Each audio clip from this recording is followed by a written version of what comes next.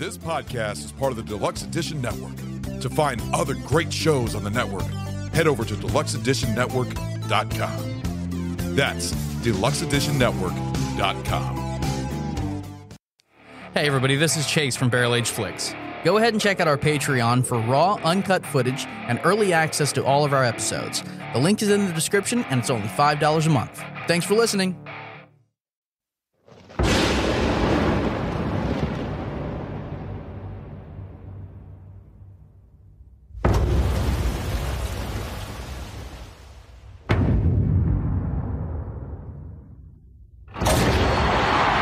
I've sweated blood for these men. Given up my wife, my children for these men. I've given up everything I have for these men. Game is all that matters to me. Cause it's pure. It's safe. Life isn't.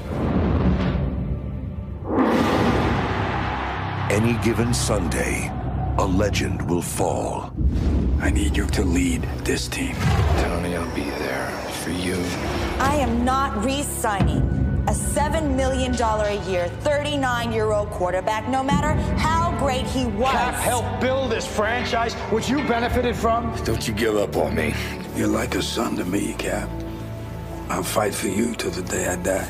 Any given Sunday, a hero will rise. Make me a believer! And on any given Sunday,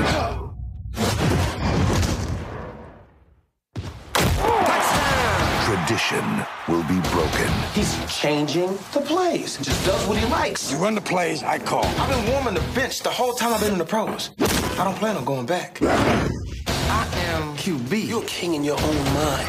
He may sell a lot of t-shirts, this kid, but he's tearing this team apart. Well, then you hold it together. Knock it off! Why the hell do you think my father put me in charge, a bullheaded moron?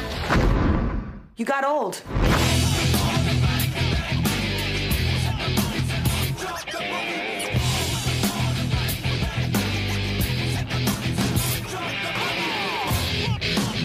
No intensity. No victory. Where the hell is your intensity, Tony?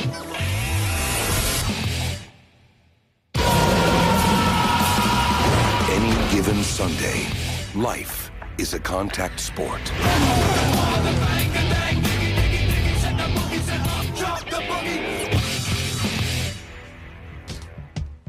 Welcome to Barrel Age Flicks. This is Ron. I have been traumatized. And in the show we have... This is Ragnar. I'm so confused right now. And... Hey, this is Goot. I am Groot. And special guest... This is Snow. The party's here. Go deeper. We are live. What? Oh, hi. I said deeper. Oh. Hello. Hello. Welcome to BA. Welcome to the big show. Welcome to BAF. Hi, guys. I'm in the wrong place. Last of our 4 episodes for the sports series. We are doing Any Given Sunday, which Goot is hosting today. Happens sometimes on a Thursday. Back in the saddle. Or a Monday. Released December 22nd, 1999, directed by our first ever Oliver Stone movie. He has done Platoon. Is it really? Yeah, this is our first Oliver Stone. He's done Platoon, JFK, Alexander, Natural Born Killers. JFK is good. Talk Radio, Born on the 4th of July, another good movie. Nixon, W, Wall Street, The Doors, the movie Snowden, which actually wasn't that bad. U-Turn, World Trade Center, and a couple more. But he also wrote movies like Conan the Barbarian. Mm-hmm. He wrote Scarface. And he wrote Evita. Nice. Yeah, the musical from the early 90s. Well, he did the adaptation. That's from Andrew Lloyd Webber. Yeah. Okay, But he wrote the movie with Antonio Banderas and Madonna. Yeah. Yeah. Have you seen it? Oh, yeah. Is it good? Oh, I fucking love Evita. Very good. I'm going to go over our Very powerful musical. I'm a little angry. You've seen Snowden over Friday Night Lights? Yeah. I like Oliver Stone. When I like a director, I go through all his movie and his filmography, and I enjoy those movies. I've always enjoyed Oliver Stone. Friday Night Lights, I've seen many scenes from it. I just have never watched it. I mean, it's high school, right? It's not college. It's high school football. Texas high school. Texas, small town. Just like Varsity Blues. Jesus. No, this is Texas, man. Oh, well. I will give it a chance, seriously. We got 2 new BAF Hall of Famers in this movie here. We have James Woods, which we, today, doing Any Given Sunday, we did Casino, and he was also in Scary Movie 2. We also have John C. McGinley. Do you guys know who that is? Yeah, he looks like Captain Flint. I couldn't get it. We're watching Black Sails. I couldn't get that shit out my face. I know. Every time he was on screen, I'm like, it's Captain Flint, but not. It's weird. Well, he was in Scrubs. Wannabe. Yeah, he was in 7. He was in Highlander 2, The Quickening, the guy that got thrown off the building. And, of course, in Any Given Sunday as the, I think the sports commentator, the newscaster. Yeah. A regular BAF Hall of Famer, Cameron Diaz. This will be, I think, our fourth. It was a 4th film. We did The Mask. What were the other 2? Actually, did your fucking stupid movie. Where is it? You took the poster down. What stupid movie? She was the Gangs whole, of New York? Yeah. Oh, come on. She wasn't that bad in it. You guys think that she was Stupid. that She bad? was. We already went through this about a dozen fucking times. I don't think she was that bad. I thought She literally she took wasn't away from the amazing. entire fucking movie. Okay, whatever. But Daniel Day-Lewis was amazing. You got to admit Oh, that. here we go. No, we don't have to Shrek admit that. And you forgot Shrek. Did I forget Shrek? That wasn't. No, it's on. You guys didn't say it. You said Gangs of New York, The Shrek. Mask, Shrek, and Any Given Sunday. Yes. And I think she actually retired from acting. I don't even think she's acting anymore. Good. Also, we have Dennis Quaid, we have Al Pacino, we have Jamie Foxx, we have Jim Brown, Elizabeth Berkley, Andrew Bernarski, Lawrence Taylor, LL Cool J, Aaron Eckhart, Matthew Modine, Charlton Heston, which in a very small role, but cool to see him in this. James Garn and Oliver Stone as a sports commentator. You forgot Bill Bellamy. Did I forget Bill Bellamy? I didn't. Okay. I don't get all the actors. You really do. I just go for the top. He was a fucking top act. He was top back then. Oh, well, I didn't say his name. Top built list. There you go. The budget of this movie was $55 million budget and made $75 million US and 100 and change worldwide. So actually it was a pretty decent hit. The Rotten Tomatoes score on this movie is a 52% on critical, so it got rotten, but it got a 73% on user score. Fuck the critics. Yeah, so I mean, critics are fucking up and everything else. But other movies to come out at this time, there's a lot of big hitters here. We got The Green Mile. We got The Talented Mr. Ripley. We got Magnolia. The Ninth Gate. Deuce Bigelow, Male Gigolo. Girl Interrupted. Stuart Little. Galaxy Quest. The Hurricane. Man on the Moon. Titus. The Cider House Rules. Snow Falling on Cedars. Topsy Turvy. And Play It to the Bone with Woody Harrelson and Antonio Banderas. Nice. That's a good one. Yeah. That's on there also. Those were all the movies released around that month. All Christmas movies. Yeah, there's not one Christmas movie on there. They're all crazy. Fitting. You know, right? So this being Goot's episode, he picked a drink for us today. So Goot, what we drinking? So first of all, Not Cristal. not Cristal. Thank you. Fuck it. They didn't win the fucking playoff game. They don't deserve champagne. Wouldn't that be Gatorade? That's a good point. Yeah. Bet on what color it was. So today I have brought in Elijah Craig Toasted Barrel because Elijah Craig is Jesus Christ. We spinning for that? Yeah, I'm gonna have to. God damn it. Boom. Pause it. I'll spin when you take yours. So make sure to hold on. That I gotta take a spin because I forgot to turn that shit on. So we're late on the Patreon video. My apologies. Failing. Yeah, I failed there. We're doing Any Given Sunday. Yes. Any given Sunday. Any given Sunday, and just listen to the episode and you hear the details. So You there didn't go. miss anything. Yeah. Nothing important. Yeah, just the details. Just my shit. Just the Just broad important entrance. shit. All right, go ahead. So I've brought in today for you guys to enjoy Elijah Craig Toasted Barrel because for this movie, Al Pacino's character was like a father figure to all these football players, being a coach, being a father figure. Yes. I mean, football is the best sport, and this is one of the best bourbons out there. So hope you guys enjoy. Awesome. I'm looking forward to this. This is it smells amazing. Oh yes. Right. Yes. Cheers. Here's Oh boy, I have to finish it too, don't I? Yes, you do. Oh fuck me. oh yes. You stop. This is good. No. This is really good. Glad you enjoyed it. Oh man.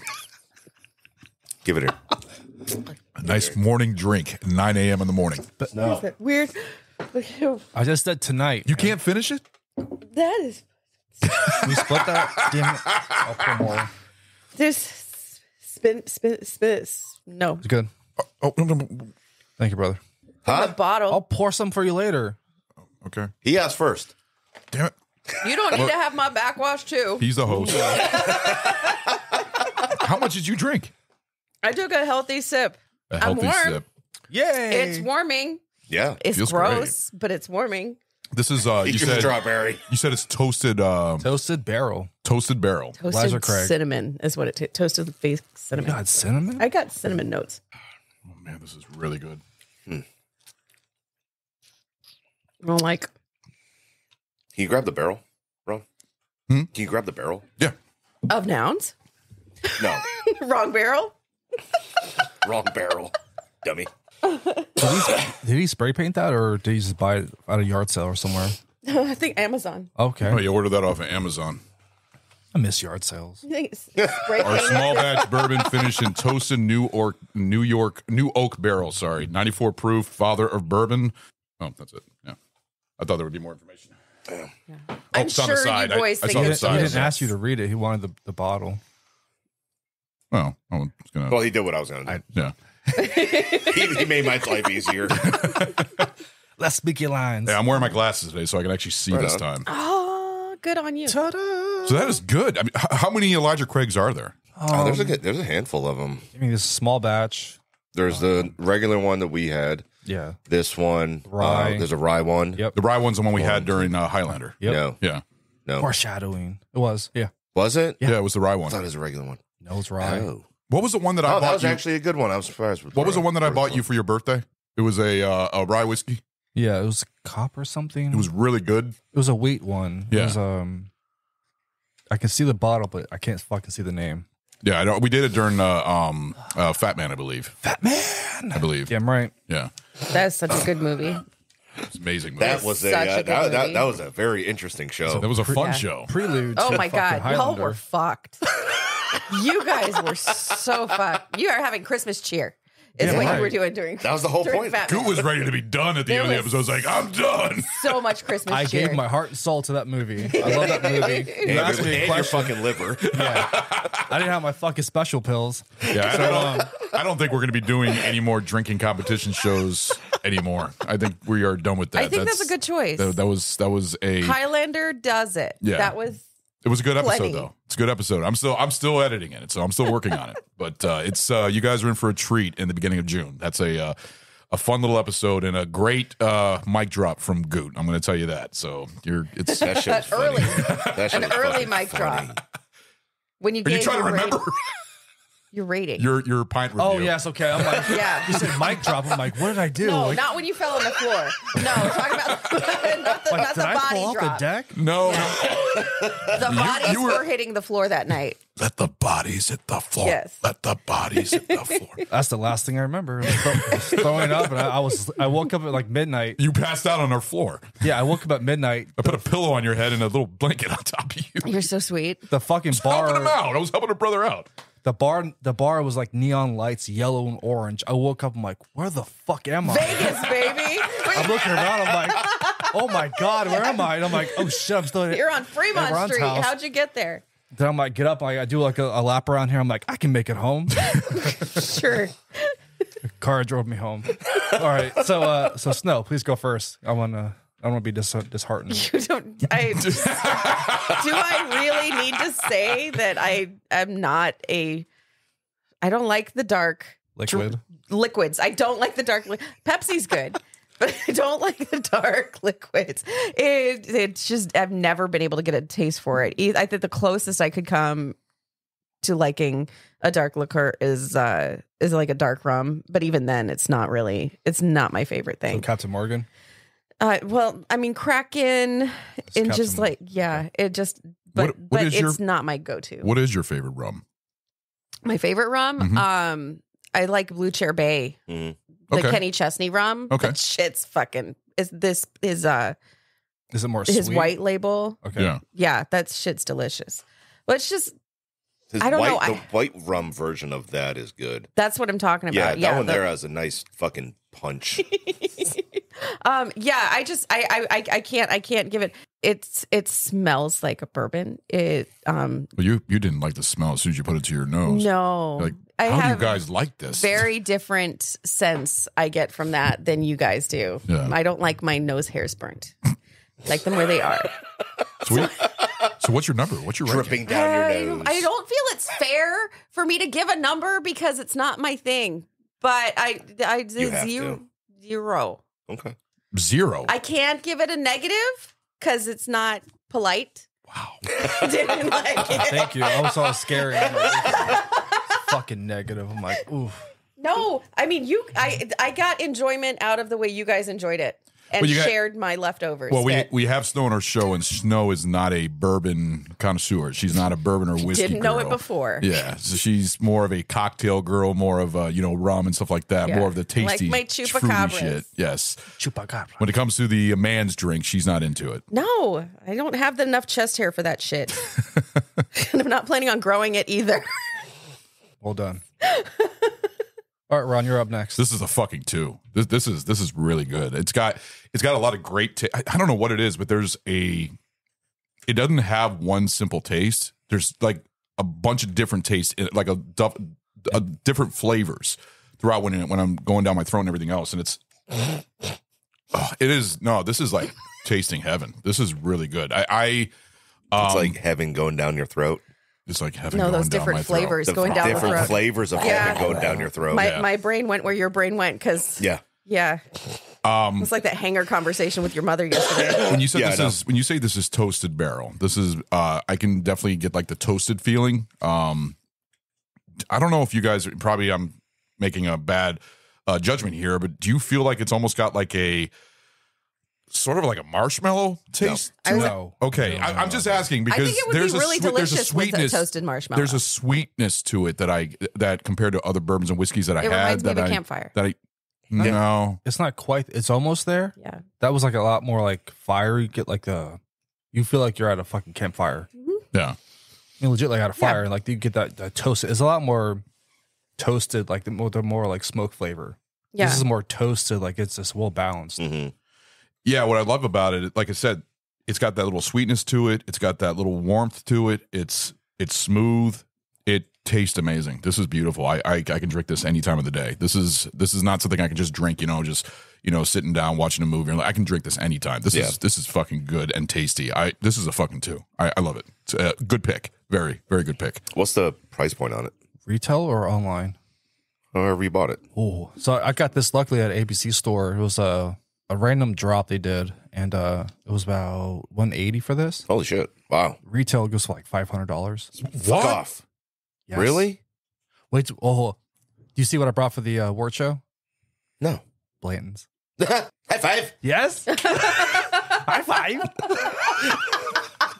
All right, I'm looking at here. So description: twice barreled for added complexity. Toasted barrel takes award-winning small batch bourbon to new heights. Fully mature with finished in bourbon and second custom toasted new oak barrel, where it's left to develop even more of a sweet oak flavor. The oak flavor I can definitely taste. I was just trying to see if there was any other notes that other people wrote about it, but yeah, this shit's good, man. It's $79.99 on this website. So you said you got it. You said you bought this online. Which one did you look No, at? ABC. It was ABC. I bought Elijah Craig Toasted Barrel Bourbon. Okay. Yeah, this one right here. What website is that on? This is on sipsay.com. Huh. SIPSAY.com. New York. Yeah, it's $79.99, 2 in stock. So interesting. Yeah. It's fucking good. Yeah, that's my review. Yeah, it's a 2. This is a fucking great drink. That's crazy, the fucking price point on this. It's quite a discrepancy from one thing to another. I know. Yeah. From on the shelf, ordering online, and then that discount dollar store that he was looking at. Yeah. I know, right? Yeah, it's pretty much what that is. Yeah. Pay for it, you won't get it. Yeah, but the shipping is $180. Yeah, that's what they don't tell you. That's why. That's actually what I'm looking at right now to see what the shipping is on this shit. That's what a lot of them do. They'll give you the fucking bottle for dirt cheap. Yeah. Yeah. But your shipping is going to cost you what the price of a regular bottle is. That was that Dragonfire wine that I bought. Yeah. And the shipping on it cost more than all the bottles together. And I was like, oh, well, I hope it's good. It wasn't that great, but it was cool to look at. No, you got to add stuff into it to Holy make your shit. to make Yeah. your piss more glittery. I don't know. Were you shitting glitter? I'm looking No, I at peed glitter. I'm looking at the shipping for this right now, and it's so far. I'm calculate. Let's see. It is $50. No, It's $50 from this place. Hold on. no. So that's 130 Check out. Plus tax. plus tax. Plus delivery.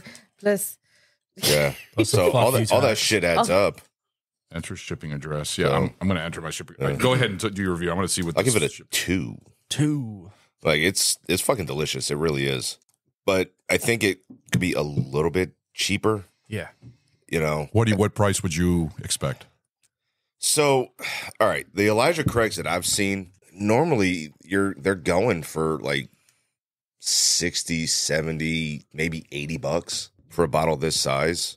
So this one here, I'd probably put this at maybe 100, maybe a little bit less than that. But like 500 for that, for this one online, that is fucking, where did you see that? Well, when I bought it, when I saw it at the ABC store, I couldn't believe it. I'm like, I'll grab that one. Yeah. And I mean, I bought this like 3 years ago, and You've had this for 3 years? Yeah. Saving it for a special moment. Here we are. Goddamn. That's dedication, man. So we much appreciate that. Did you blow the dust off of it, please? I did. He did. He wiped the knob down and everything. No, it's not like my bar where everything's fucking dusty as shit. No. Other bars, we actually drink our liquor. We drink our shit.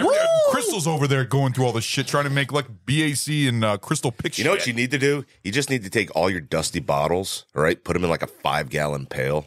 Oh. All right? Throw some ice in there, mix it all around, and just see what happens. Throwing Sprite or Coke. Yeah. Put Like some one of them Sprite in beach it. buckets? Yeah. There is a thing. Jungle juice. There's actually a Fuck thing. yeah. There's actually a thing that you're supposed to do is I actually learned when I went to a party last Halloween. I think one of Yen's parties. One of the guys say that when you are at the bottom of the bottle, that whenever you get to the bottom of another bottle, you pour that last mitt in there and you fill that bottle up with all the different whiskeys and bourbons, and then it comes up. I don't remember what it's called. I remember I wanted to do it for a show. It's a different taste. It's a different blend. Yeah. I actually have one that's done now that I need to strain real quick, which I might have to do another weekend or something like that. If I can strain it for. It's because it's got the wood. It's got the wood, and it's got a couple other pieces in there because it's been soaking. It's it's a whiskey making kit that I got. Okay. Oh. Yeah. From the Different bottle, they story, left Andy. the wood chips in it. Yeah. Oh. I thought you said you put it into a bottle. No. It I remember You heard that, right? I did. Yes. Yeah. I don't know how I said it wrong. You know what I mean. No. Actually, we didn't. It's cherry. Now we do. Yeah. But then no. It's got cherry and wood in it. That made no fucking sense. Yeah, it's Jameson with cherry and wood, and it's been going on for a long time. I just got to strain it, and it's ready to go.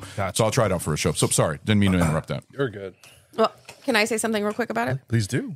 After listening to y'all's, and the smell, not my favorite, but I'm going to give it a 1 because I think that if I was somebody who would sip it, I think that's what I would give it. So if it was to nurse it, I like the warm feeling that comes with it because it's cold outside and I like being warm. So the fact that my toes got warm off of the sip of the drink, I'm it went all the way down to your toes? It did. Nice. I know. Could you imagine if I drank that whole glass? I'd be You'd be feeling no toasty. fucking pain. No fucking You would be the toasted barrel. Yeah. Toasted stove. You something melted. So Just water. I would be water. Change my name. Ice.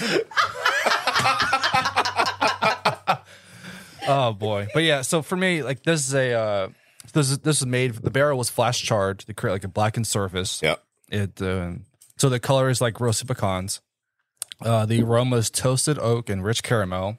Taste is big, rich, and complex with spice and pepper notes that fade to milk, chocolate, and hint of smoke. There is no hint of smoke. I know, right? You get a The chocolate though. The chocolate I can. Maybe that's the sweetness I was thinking about. It's the chocolate. Okay, then the finish is complex and warming. So this is definitely two thumbs up here. This is one of the best bottles I've had. I mean, this is just it's high up there. I mean, Elijah Craig's the father of bourbon. Like you have that, you have Blanton's, you have Pappy's. Yeah, I mean, those are the top things. Yeah. In Kentucky, there's the Willett family. I have a bottle from there. No shit. Really? And it's like up there comparable to Pappy's. So I'm just waiting for a special moment. It's just Jesus Christ. What time Top of the morning, tell you. It's 5 o'clock somewhere. Yeah. At 10 a.m. Boom. So yeah, 2 thumbs up here. I mean, it's just fucking up there, man. I'll save it for a special occasion. Plus, any given Sunday's football. Yes. Let's fucking go. Yeah. Awesome. Good pick. Good job. All right, so Very that is our first segment right here. Goot, that's amazing, the drink that you brought in. Thank you for bringing that for us. And we're going to go ahead and take our break, and we will be right back. No, we won't. Hey there, it's the Barrel Age Chicks. I'm Sammy. I'm Snow. I'm Crystal, often called Mouse, and I'm here too. And then we also have Yen and Harley, who sadly are not with us, but that's okay. We're here to talk to you about our podcast. Woo! Tune in because it's a lot of fun, and you get to hear the chick side of things. You're gonna BS about movies and drinking and life and momming, and we're Lots good. of laughing. Lots of laughing. I laugh, but it's great. Yes. We have finished our first season. And we're starting our second season. Woo! Good Lord. 2024. Here we come. I know. Enjoy it. Join us on all of the platforms. Hear them talk and me listen. You talk. You can find us on Instagram and Facebook. Pretty much anywhere you can hear voices on a phone. And yeah, so give us a follow. Check us out. Watch us give Ron aneurysms. It's the best part. And thanks for listening. We will talk to you soon. And we are back. Any given fucking Sunday. So are you ready Or to Monday spin? or Thursday. Yes, so we have 2 punishment shots. Me, I'm taking a punishment shot because I didn't turn the camera on, and then Goot owes a punishment shot because he said Stu's name in Casino. I did say his name. Yes, you did. I thought it was Yeah, you Chase's did. name. No, No. you said Stu, and we all caught it, and you were like, "No, I didn't say that." It was funny. It was very funny. It was You a were good. very convincing Yes. at being wrong. All right, so go ahead and spin for me. Make it BAC.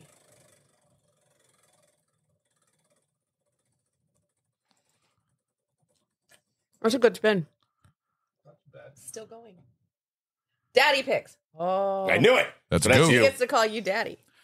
What's my punishment, Daddy? I brought some new stuff for him if you want to try it out. Please do. It's behind you, babe. What? New is better. God damn it!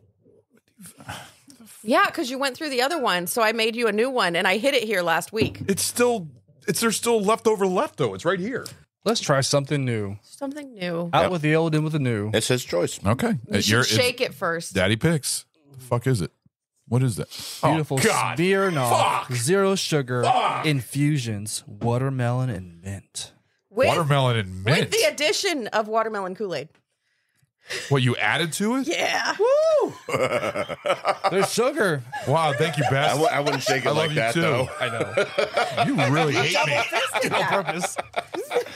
All right, go ahead and And then spin you for. hand it to me to open. Go ahead and spin for Goot. At least it's not carbonated. This is his punishment shot that he's owed probably for weeks now.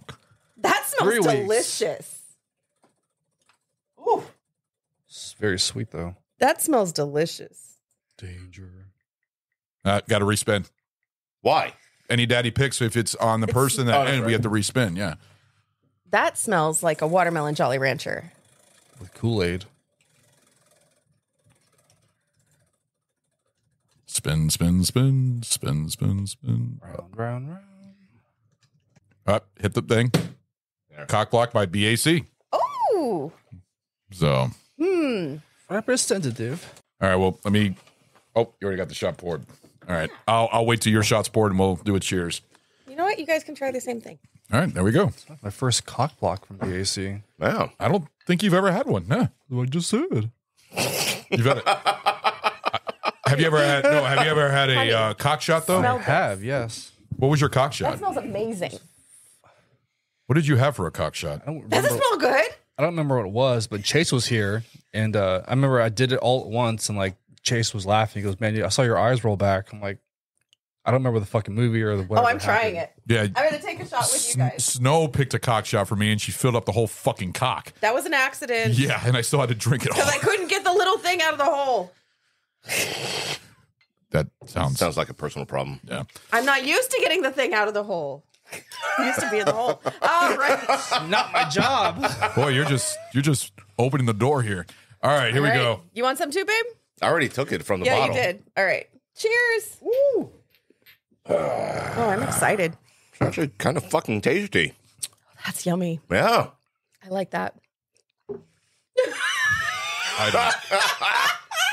That is strict watermelon. Oh my god. No, it's not. There's mint at the end. I don't taste any mint. I No, taste it's watermelon.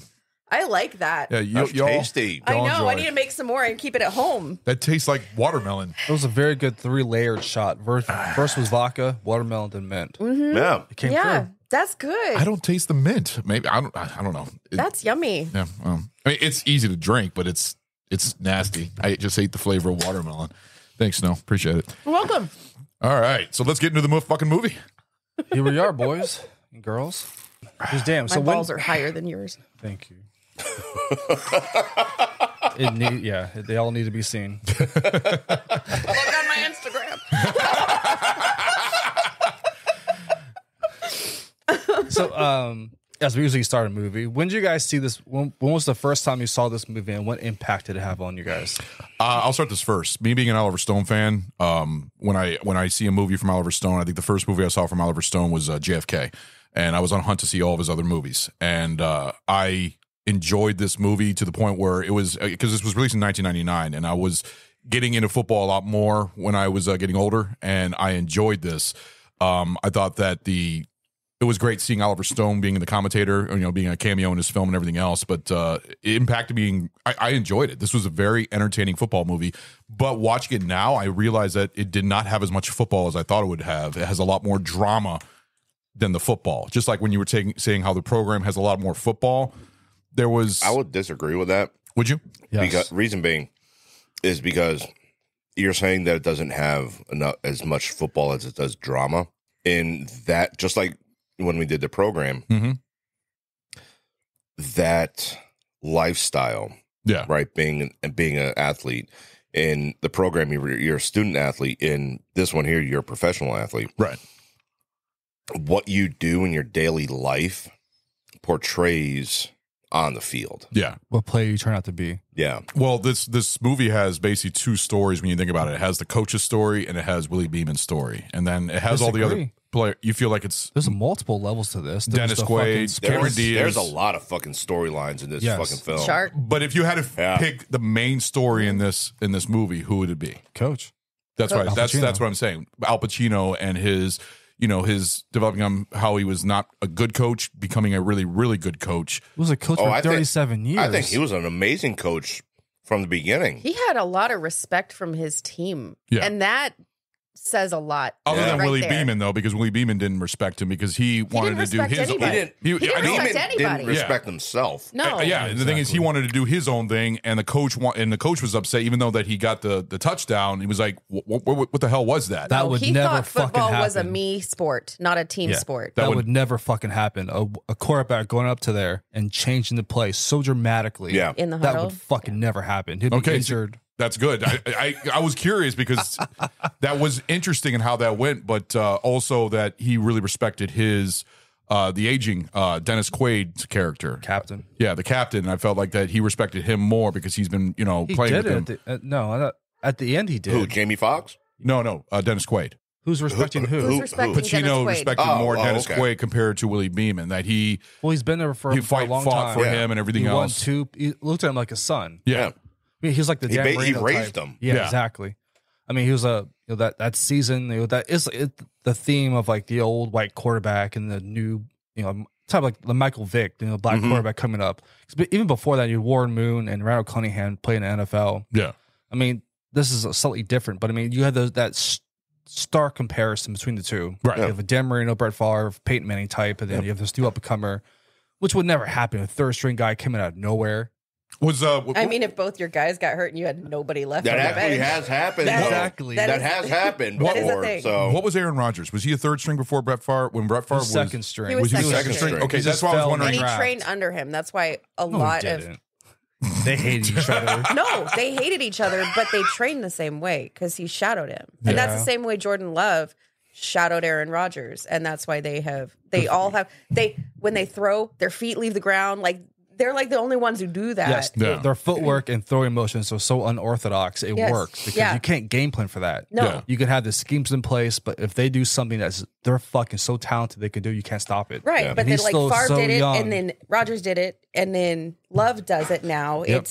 It's transcended in there, bringing up these new players behind them. Yeah. Fucking amazing. Just It's luck. really and that lovely to watch. What's good about that is that's a good testament to the player that they're replacing. Yes. and the quarterback coach. Yes. Oh yes, the coaches have a fucking it's not huge it's impact. not the offensive coordinator, it's not the head coach, it's none of that shit. It's the fucking QB coach that is there to keep an eye on it and make sure that they're actually teaching the right things. Yeah. You know, Mechanics. There's also a level of consistency there. So when the new guy comes in, even though they have very long-lived relationships with their coaches, the Packers, and when the new guy comes in, there's a level of consistency there with them training that long in that way so that the other players have that level of trust and built with them. Did Aaron Eckhart, he played the offensive coordinator, right? And he had issues with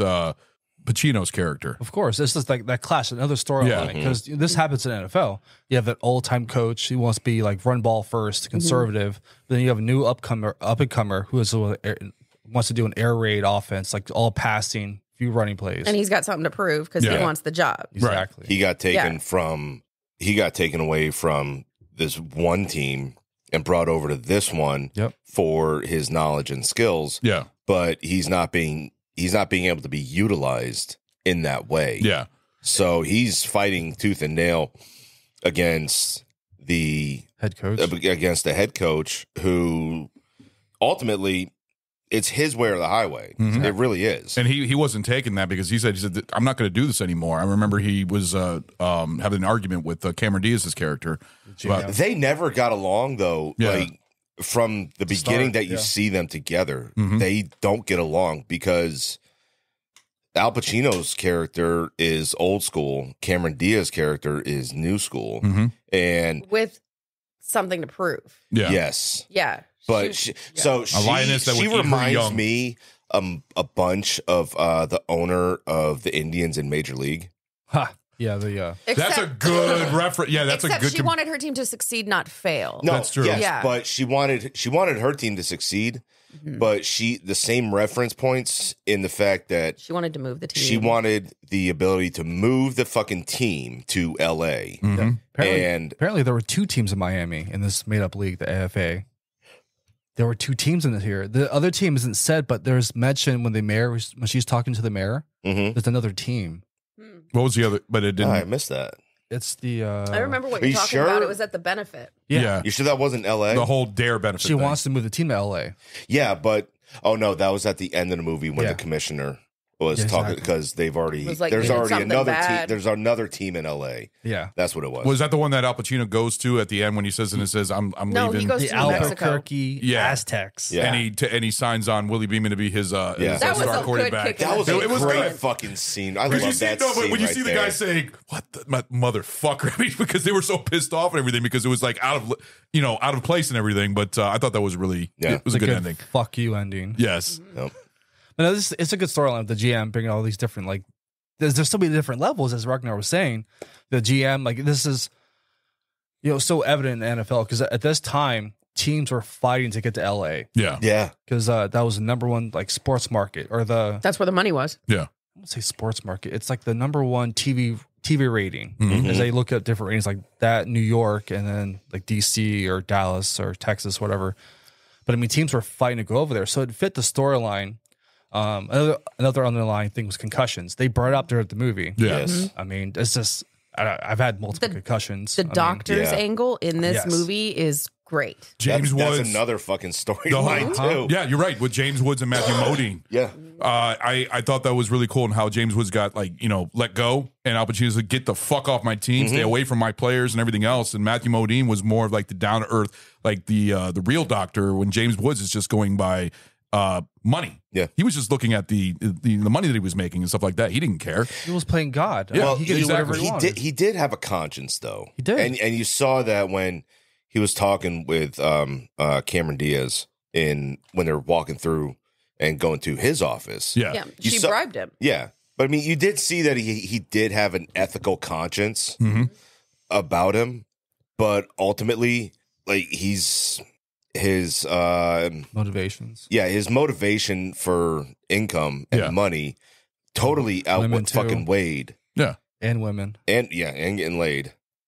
Yeah, that fucking the cheerleader wouldn't go with him. Well, no, not her. But when you see when they're leaving the stadium after one game, and he's got his arms wrapped around his old lady, probably, because she's like, "Who's Courtney? Oh, I don't know who the fuck is Courtney. Why are you bringing this shit up now as we're fucking leaving? Yeah. You know, why are you starting shit now? Yeah. I think that was them coming home. That wasn't them leaving. After the game, No. After he was leaving the game. We got to go back to the question, though, because I answered mine. What was your 2 on when you first saw this? Forgot about that. Yeah, because I'm sorry, it got sidewind into that. But what was your first time watching it? Very few movies. I remember exactly where I was when I first saw this. You told me that you loved it when you saw it, though. I remember when I said that. Oh yeah, because I got into football in '96. So before that, I couldn't have given 2 shits. But there was this guy, and he liked football, and he liked this team, and I was like, "Oh, cool! I'm gonna watch it." And then I just fell in love with football. So when Any Given Sunday came out, pretty sure I saw it in the theaters. Don't remember all the dicks. No, the random. That was another thing. That was another thing that we were talking about. That was actually so many dicks. That was actually when it first came out. That was a whole controversy about the locker room scenes where the guy's just standing there with his fucking dick hanging, talking to the GM. You know, I know that was a thing. They would get interviewed. You know, sport athletes will get interviewed naked in the locker rooms. Not a big deal. Whatever. I just don't remember it in the movie at all. Yeah. And especially back then because I was like you know, whatever. I don't remember that shit. Yeah. But no, I definitely saw it in the theater, and it's fantastic. Like the hits are so well done in this movie. They're so realistic. Oh yes. Every single one of them makes you go, oh, you know. But no, fucking eyeball being popped out. That whole scene with Cameron Diaz going to the locker room, it kind of like showed her strength. She's been around football her whole life, and she's not phased by it one bit. No. She can walk in there being hit on by the new quarterback. Yeah. She's like, I don't give a shit. It doesn't work out, like, because Jamie Foxx, Willie Beeman's character, was trying to, like, you know, he's trying to hit on her, and he's just like, it doesn't work with me in football play. Mm-hmm. I don't. That doesn't work. But she didn't care. Like her love life. I think she even had like a boyfriend that was trying to. You saw him at the very beginning. At the charity event. Yeah, he's headed to New York for. Like, I totally forgot. I forgot. Yeah, I don't think that she. She didn't care. No, relationships were not her thing. So getting laid was not her thing. Her whole focus was to make this team as much as she thought she could make it, in the way that she thought she could make it. Yeah. Well, she took over her father's role because her father passed away, and her mother was even saying, "This is what killed your father." Mm-hmm. Yeah, and she was really getting into it. Usually, it will fucking kill you. It does. You know, if you're that involved, because that fine line between like getting involved as an owner or like being in the background, it's so tricky because you have to put people who know football around you, right? And like if I were the owner, I would go like undercover. And just like be in the rooms. Would you be undercover boss? Pretty much. Yeah. Undercover owner. I would go into like the offensive like coordinator, like the game day reels and like whatever they're doing scheme wise. Yeah. Just to learn what they're doing and see who's paying attention or not. Yeah. They gotta be that random motherfucker in the background. Like, who's that? Like, I don't know. And then coach is yelling at you for a fucking film or all that dumb shit. But I mean, it's like I'll just be watching just to learn the game because then I can fucking see what they're doing and see what needs to be held. Because this past year, the Kansas City's GM, he was rated the worst owner in the league. Mm-hmm. They just won the Super Bowl the last fucking 3 years, right? Yeah. Was he really? Yes. He promised them a whole new like facility, weightlifting room, and better like healthcare or better training facility, like the health place. Okay. Yeah. I know what you're talking about. I was drawing a fucking blank, but yeah, he promised all that. Didn't do shit. Yeah. And like the players are all pissed off, and they rated him the fucking worst owner in the league. Wow. See, I figured it would have been Washington's owner. Snyder was gone already. He's on a yacht somewhere hiding. Well, that's why I figured he would have been because he basically bought the fucking team, didn't do shit, and then fucking sold it and left. Yeah. I mean, imagine, for more than what he paid. Exactly. Imagine being that fucking loser. You bought the team for like $1 billion and sold it for $6 billion. Yeah. Jesus Christ. Who lost here? Yeah. I see potential in this fucking team. Bullshit. There's no potential in them. When's your first time you saw this? Fuck. This was man. This came out in '99. You see it in theater? Yeah, it was. I guarantee you, it was most likely in the fucking theater. Yeah. This was obviously I was still in high school. This movie here had, as far as like sports wise, as far as football goes wise, this is probably my second most favorite sports movie. Mm-hmm. That can actually give you inspiration. Oh yeah. Yes. To actually like play the fucking sport. What's your number one? Is it The Program? The Program. Okay. because I saw that one. That one came out in 93, and I saw that one first. And then this one here. Then the biggest difference is that the way the movies are shot. Oh, yes. You know, this one here, when as soon as that fucking ball snaps, you hear it and you fucking feel every single fucking hit and touch that is going on. Yes. Part of the game. know? The camera angle was fucking beautiful. Yeah. It puts sound effects when you hear the lightning and the Mhm. thunder in the beginning and everything else. And you just hear the stomping of all the players on the field and everything. Well, just the clashing of them coming together. Yes. If that was done by Foley artists, they did amazing because it is very it's realistic. fucking real. It really is, because when though I played for 10 years, and I always played fucking offensive, defensive line. Right. And guard, tackle, what? Offensive guard, defensive nose tackle. Okay. And the sounds that you hear, it's very fucking accurate. Oh, yes. It's fucking shoulder pads hitting. It's helmets crunching. It's grunting. It's fucking cussing. Yep. You know, I had one coach my freshman year. He was a short little shit. He was the meanest son of a bitch that you could ever fucking meet. On your ass every fucking practice. And and that's how we were doing fucking drills. We were doing head-on drills. Oklahoma drill? Can't do that. Yeah, what kind of drill? Oklahoma? Or the circle one you can fucking No, we weren't doing bull in the ring at that point. This here was just fucking head-to-head. Okay. Yeah. And he started telling us that, like, when you get him down, you get that motherfucker on the ground, you start elbowing, you start fucking kneeing him and shit. So this reason I find it funny is because in the movie, it was in the first game.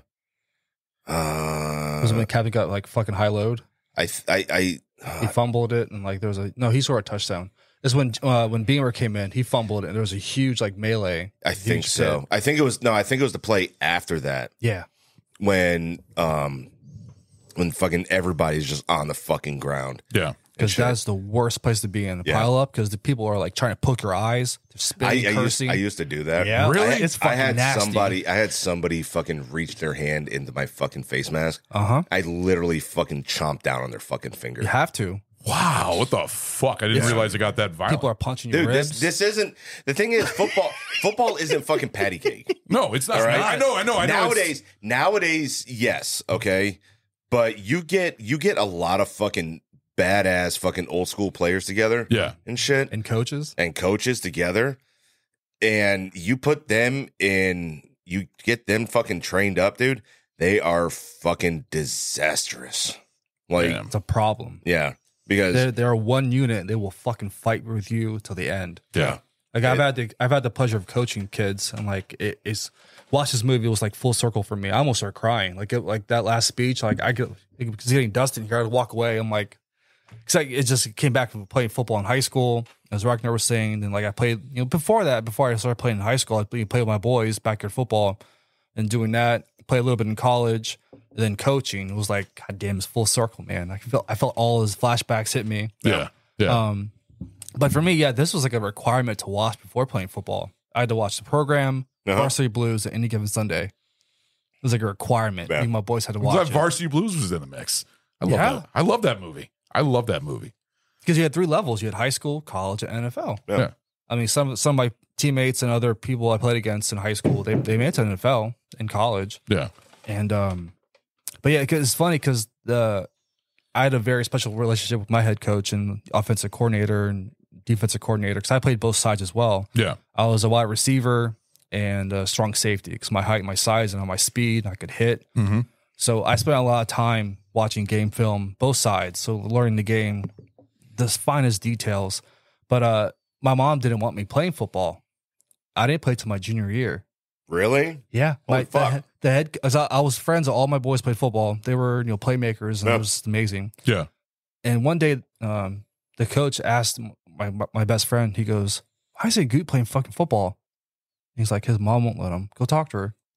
He came to my house and talked to my mom for like 2 hours. Mm-hmm. She said, "You can play football." Oh, wow. So that's pretty badass. So I was like, fucking, sure, you were happy. a monster in the field, man. I loved it. Hitting fucking people, baptizing people, just fucking laying people It's out. fucking amazing. Yeah, that is good. That is awesome. It's a completely different feel. When you're on the field, man, the fucking crowd is just you just feel you're fucking in the zone. It's just you're a monster, just a freak on a leash. Yeah. Both you guys miss it? Oh yes. Oh, I absolutely miss playing football. Yeah.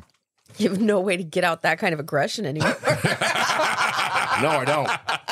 Because it's so different. I can't do it now. I can't fucking do it now. The day after is a nightmare. You know, like my body will not fucking handle it anymore. It really won't.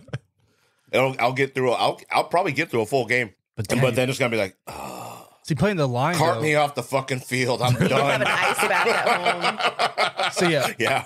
So Ragnar playing the trenches, offensive, defensive line. It's like pretty much being in a car wreck every fucking play. Yeah. Yeah, dude, my forearms. The only thing I ever wore were fucking gloves. Actually, I always wore padded gloves, fingerless gloves, but they were padded on the palm and on the backsides. I didn't wear anything on my forearms. So during the season, my forearms looked like this. Yeah. They were fucking black and shit. You know how like black and blue, like lately getting fucking like your arms or forearms fucking black inked. Yeah. And shit permanently. No, I didn't need to do that. Yeah. That's the way my forearms looked out throughout the entire fucking season. Jeez. But only reason I ever wore fucking gloves and shit because is when you're coming off the line, you're coming up. Yeah. Right. So what I always used to do is I would come off of my stance and have my arm back. So when I come up, I'm getting you right in your fucking gut. Oh shit. Under your pads. So that my your other pads. hand comes up, gets you right underneath. I'll fucking throw your ass around anywhere the fuck I want. Flinch. You will flinch because it's like it takes your breath out. Yeah. And if you get it right there under your pads, where you're saying under your rib cage, it will fucking hurt because most with his height and other people, offensive linemen and defensive linemen are a lot taller. Yeah. And I'm short. Yeah, if you get him right there, you'll have the advantage every fucking time. Did your brother play too? He did. You did play? Did he play the same time as you, or did he play the same amount of time as you? Roughly, give or take. Okay. Give or take. Like I was fucking because you and your brother had the same type of build. That's why I was curious. I was fast. Oh, he was. So what was he? What was he? What did he play? What was his position? He played defense. Okay. And linebacker. No, he was fucking nose tackle. Okay. As well, and he played offensive. Did y'all play a 4-3 or 3-4? Depends on the team that we're Hybrid? playing. Yeah. Okay. Sometimes depending on the team, we would do a fucking five front. 5-2. Yeah. Chicago Bears. And it fucking worked too. It did. It really worked because I was fast when I played, and so it's funny. I couldn't see worth shit. I had glasses, but I can't wear glasses under my fucking helmet. I don't think you can't wear contacts. Can Yeah, you? you can. Oh, you Okay, can? you can. Okay, I didn't know if that was all right. So, but I couldn't see my vision, and I didn't have contacts yet. So I would always get through the fucking line on defense, but the I play would. was on the other But a side. lot of times, like I'm getting through, and the fucking the running back is like already just passing me as I'm through it. Yeah. Like, fuck. I shot the wrong Like, hole. I can't see. I shot the wrong hole. You know, like if I'm there and I see it, and the ball's there, then it's perfectly fine. Spin the fucking wheel, I was bitch. trying to get our TikTok because I'm gonna do a TikTok live. No, Fuck. no. Better spin. God damn it. Cocksucking son of a bitch. What, you finally got enough followers to go live? Yes. Oh, Boom. look at you. Big time. We are live. Hello. This is my first time being live on here, actually. Oh, my God. Well, there Oh, we go. son of a bitch. Oh, we got a self-destruct. Suck balls. Suck balls. Hey, don't forget to hit the button. Oh, yeah. Yeah, see, you can't multitask. He almost did it. He almost did it. You cannot multitask. Self-destruct. Hey, so need to be careful with the live. Yes. Yeah, I know, because people will. Well, we're not saying anything bad. No, it's not even that. It's just the fact of it depends on who's here. Yeah. And shit. No, it's looking at me. Oh, of course it is. You're a fucking Sure it whore. is. I'm trying to figure out how to turn the camera around. You have the little fucking thing in the middle up there. Fucking pervert. I see. I don't know. This is my first time being on live.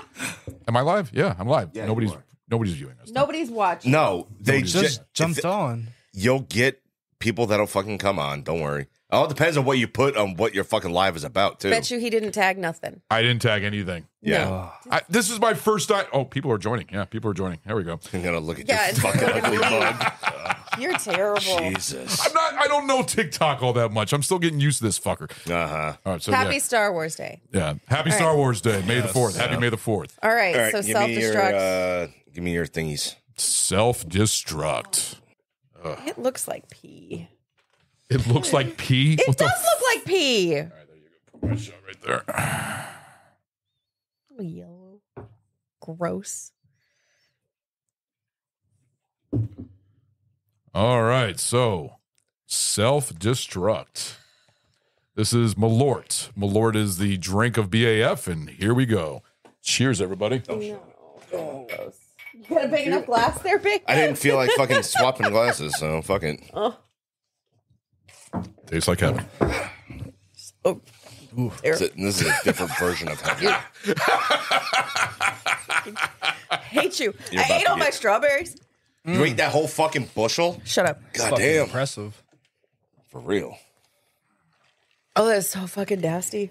Oh my god. Son of a bitch. Oh, we got people coming into the coming in the room. So, well, say hello. What's up? What is up? This is BAF recording the movie Any Given Sunday And for people who have no idea what this is, for Barrel Age Flicks podcast. There you go. You're terrible. I don't know TikTok that well. Then I'll let you do this shit next time. I don't fucking know how to do this. We're having a great football conversation. You fucking ruined it. Yeah. You totally threw off like the vibe of Right? the movie that we were discussing. Oh, yeah, rub it in. Thank you. Appreciate it. All right, well, let's get back to the movie. Oh, damn. So where to go? So, Do you remember where you were? yeah, we're talking about football, man. Yeah, we're talking about football. Yes. We're talking about playing football. I mean, our experience playing it. I mean, it's no other feeling in the world. I No, mean, it's not. I wish with fucking health and the safety issues and all people being snowflakes now and not letting their kids play football. I mean, it's a huge detriment to them because football is I would say a baseline sport. I feel like every boy should play. Absolutely. I think they should. I mean, yeah. I mean, fuck the NFL. Like, what do you guys think of the fucking helmet pads, the safety shit? Like a lot more like it could be a thing now where that's their helmet. Like they're What, wearing that those fucking black pads they come the wearing fucking out? padded fucking lunatic shit. Oh, well, I mean, luckily that's only for fucking practice. It could go with the games though. I doubt that. I hope not. I'll stop seriously watching. doubt that. I Well, will that's stop just, watching now football. they fucking totally restricted how the defense can tackle. They've fucked the whole. So- They've cuckolded every fucking. Oh, they quarterback absolutely fucking and have. defensive end edge rusher. Yeah. If you even touch their quarterback, Patrick Mahomes is so fucking lucky. I hate that motherfucker. Dude, But I mean, I'll tell you this.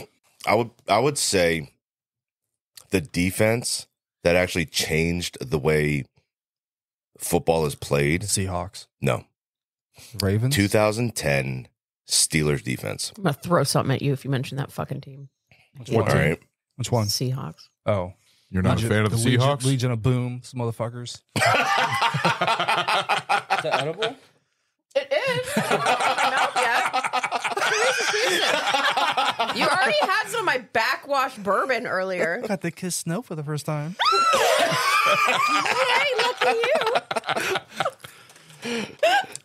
No, I would say the 2010 Steelers defense. That defensive squad there changed the way that With Troy Polamalu, James Polamalu, Harrison. Harrison, all right, Joey Porter. That was the year they made the Super Bowl, right? Yeah. Yeah. All right.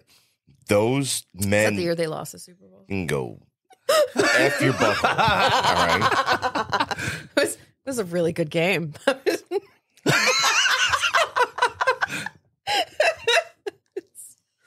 Meh. Mer. Just tell Stick me that about knife their in. defense And again. you know what? And you know what? You know what? That was the last time you guys won a Super Bowl. Okay. So You guys haven't done it since then either. my squad hasn't been that good lately. All right. But you know what? Trying. But you know what? We're gonna be good this year. I believe in you. I believe in me too. There you go. I think. So hold up. So we got a Packers fan, Lions. You're a Steelers fan? Mm-hmm. Okay. I don't have a team. I'm sorry, Commanders are not. I thought you were Commanders, your team. Fuck no. Fuck he was them. a Redskins fan. Redskins all the way. They died. But when not. he played, though, Oh, we are. he was here. He played here and there as well. Okay. Here is completely fucking different. Oh, yes. Because bigger area, more players. More players, bigger area. But the size count, the player stat for like height and weight. Oh, yes. It don't varies. fucking match. Yeah. They really don't. You know? And Eric is tiny compared to his peers. Gotcha. Like, I remember I was at his practice one day, and they always had him on the line. yeah, really, he's the littlest dude there. All right, and they always put him on the fucking line. Play him at cornerback. It would change his life. I know, but they had him fucking Well, going even head a to head. receiver or something. Yeah. But still, if you had him both on both sides as cornerback and wide receiver, you could jam that motherfucker. You're good. Yeah. So the question was, I asked Ragnar and Snow, do their sons play football? Yeah. So that was my question. So boom. But I was at his practice one day. Coach had him go up against the fucking biggest kid on the fucking team. I would have fucking lost my mind. Right? I would have been And screaming. Oh my so God. when I was always at practice, right, I would always chill out, park off over, farthest away from it. I don't participate in all the fucking parent drama and fucking politics that come along with sports. I never have. I never will. But this particular one, excuse me, flashback. I was parked and I was watching practice, and I saw him getting lined up with the biggest dude. Eric was the ball runner, and he got laid the fuck out, dude. Yeah. When I saw that happen, I got out of my fucking truck, started walking down, because I can hear him fucking screaming, because he's probably about half the size he is now. Okay. And the kid he was going against was it's probably about 5'6", 5'7". Yeah. All right. It's probably about 120 pounds. Now he's probably about 70 pounds. About 5'3", 5'4". Right. Yeah. Right. Yeah. Yeah. Dude. He's literally 13 and hasn't even broken 100 pounds. Yeah. So he's but he's like 5'6" now, 5'6", 5'7" and unfortunately, now. that goes along with a lot of the shit that's happened to him. Yeah, he's got health issues. So after that, friggin' he got laid the fuck out. Yeah. And having played football for a number of years, I was like, all right, fuck, dude. Like, You that see sucks. Your blood is boiling. You know? This is not right. Yeah. So this practice is over. I pulled the coach off to the side. I was like, dude, you need to pull your fucking head out of your ass. Yeah. All right. If you want these kids to be successful, all right, you need to fucking match them up with kids equal to their size. Right. Right. You don't put the fucking biggest kid on the fucking team against one of the littlest kids in the team. I don't care if it's my kid or not. All right. If it was somebody else's kid, I would have done the same fucking thing. Right. It just happens to be my kid is the one that happened to. Yeah. Okay. You don't do that. All right. So you his whole thing, which annoyed the fuck out of me, which is what he said at the beginning of the season, is that I just want the kids to have fun. I just want the kids to have playing time. Blah, blah, blah. I just want them to learn fundamentals. And you're not teaching them fucking fundamentals. All right. And it's like, oh, well, why don't you come and help? I was like, no, I've done it before. I'm not fucking doing it again. Yeah. All right. Yeah. Because Yeah, he coached Me- in our old town. yeah, because me and the fucking coach did not get along. All right. And me and him had fucking a lot of goddamn words. And I almost put him in the fucking hospital. Jesus Christ. All right. So, no, I'm not fucking doing it. Yeah. All right. But here's a word of advice for you. Okay. Is that just think about your size of the kids that we have on this fucking team, match them up accordingly to their fucking skill level. Yeah. All right. Throughout the fucking season, you progress them to that next skill level. Yep. So that the next season comes along. All right. They get better and better They're and prepared. better. They're prepared for high school football. Yeah. You're trying to build them and teach them fundamentals, base stuff, and have them build upon it. Yeah. When I coached football, there was a girl that played on my team. And this No, girl, we had a couple of those too. This girl had the heart of a fucking fighter. She was tough as shit. I mean, she was fucking amazing. But she was learning to play football. Yeah. But her heart was there, but her body was not there. Yeah. Yeah. So there was one play she got laid out, and I ran. I was the OC. I was like the assistant head coach as well. So me and Hemi he ran defense, I ran offense. Right. And so I ran over and I'm like, you okay, sweetheart? And she was like, I'm okay, coach. I'm like, that, I'm like, you have to protect yourself. Yeah. Like if you're against people who are bigger than you, if you're running, you fucking have to protect yourself, keep your head in a swivel. Get small. I would work with her and like just to protect yourself. If you're about to get hit, do not go straight up, go low. Yeah. And just all these different little tricks here and there. And like she tried as hard as she could, but she quit like about halfway. I talked to her dad and I was like, she's gonna get hurt. I'm trying everything I can to protect her.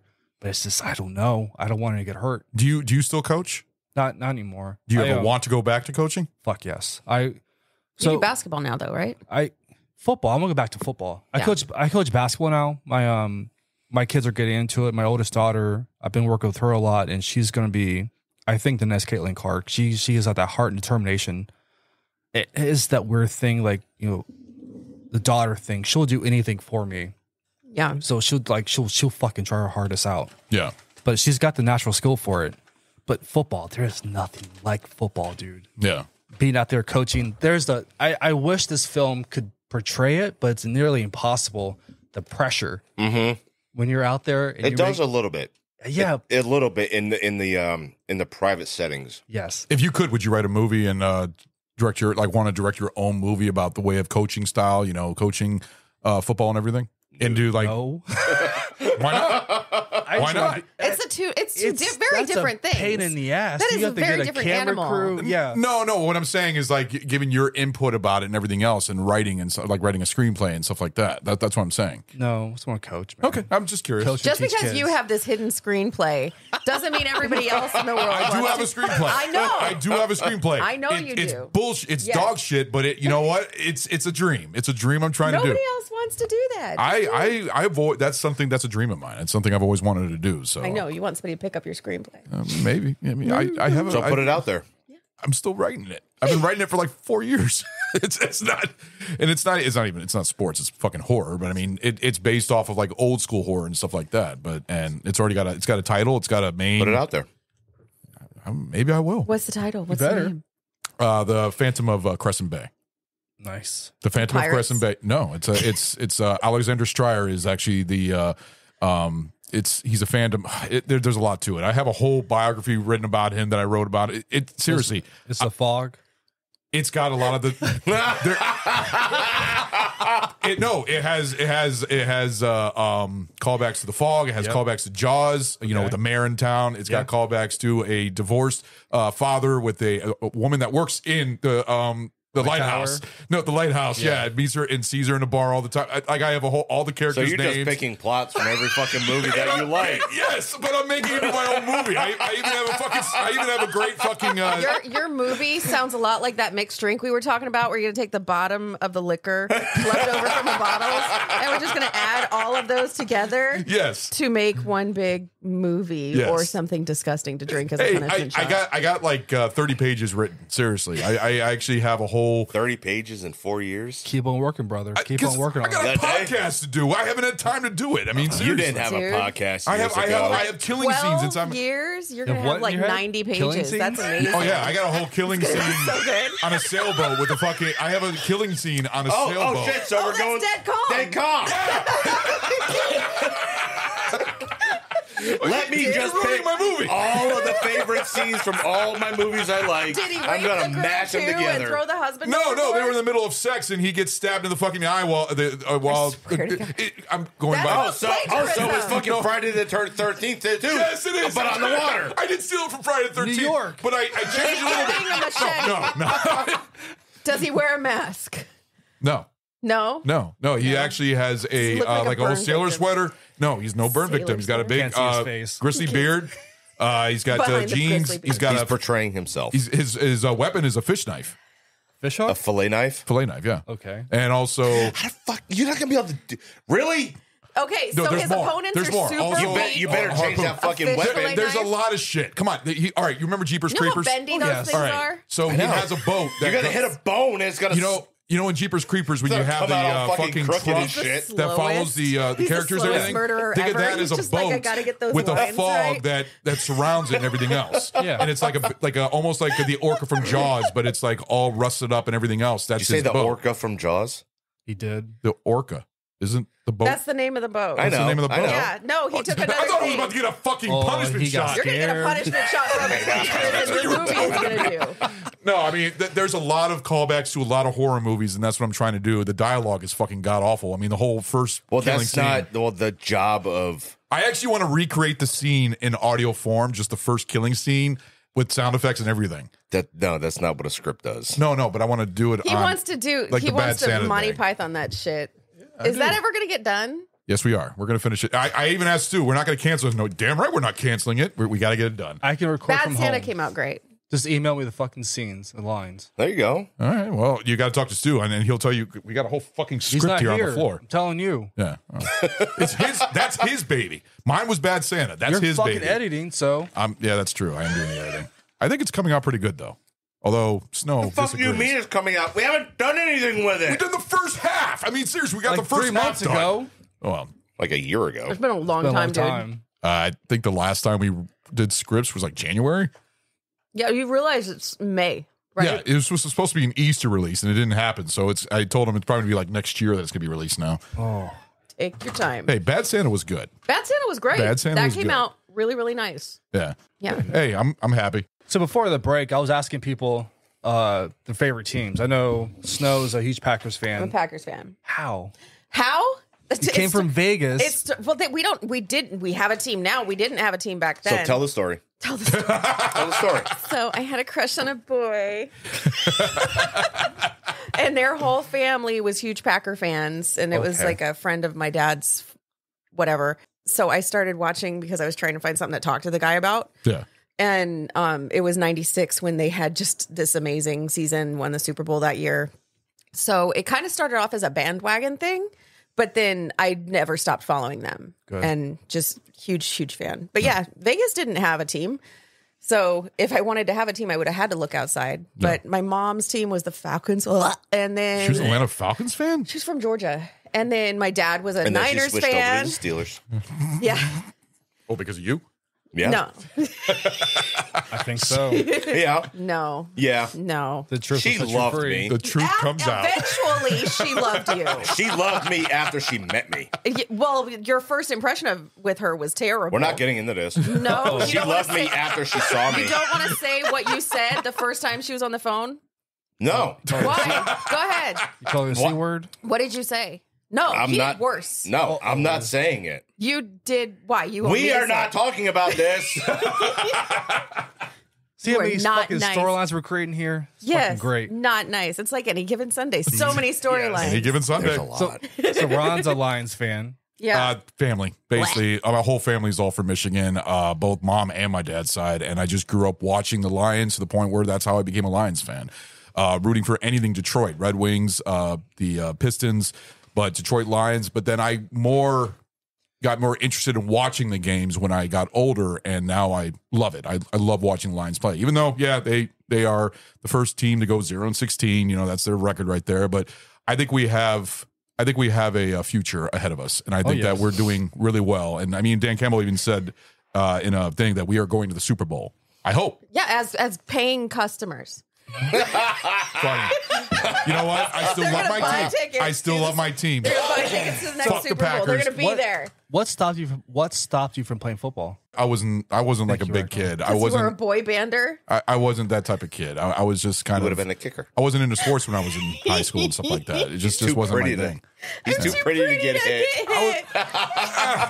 I flirted a lot. I did all that shit. Yeah, whatever. But I mean, I don't know. I didn't get into it. I got into it more in my 20s, and just Wow. Okay. I trust me. It's a regret in life. I really wish I got into it in an earlier time. I really wish I'd know more about it when I was younger. But it's just something I wasn't into. But I'm glad that I watch it now, and I'm glad that I enjoy it. And I love the Lions. I love my team, and I'm going to root for them.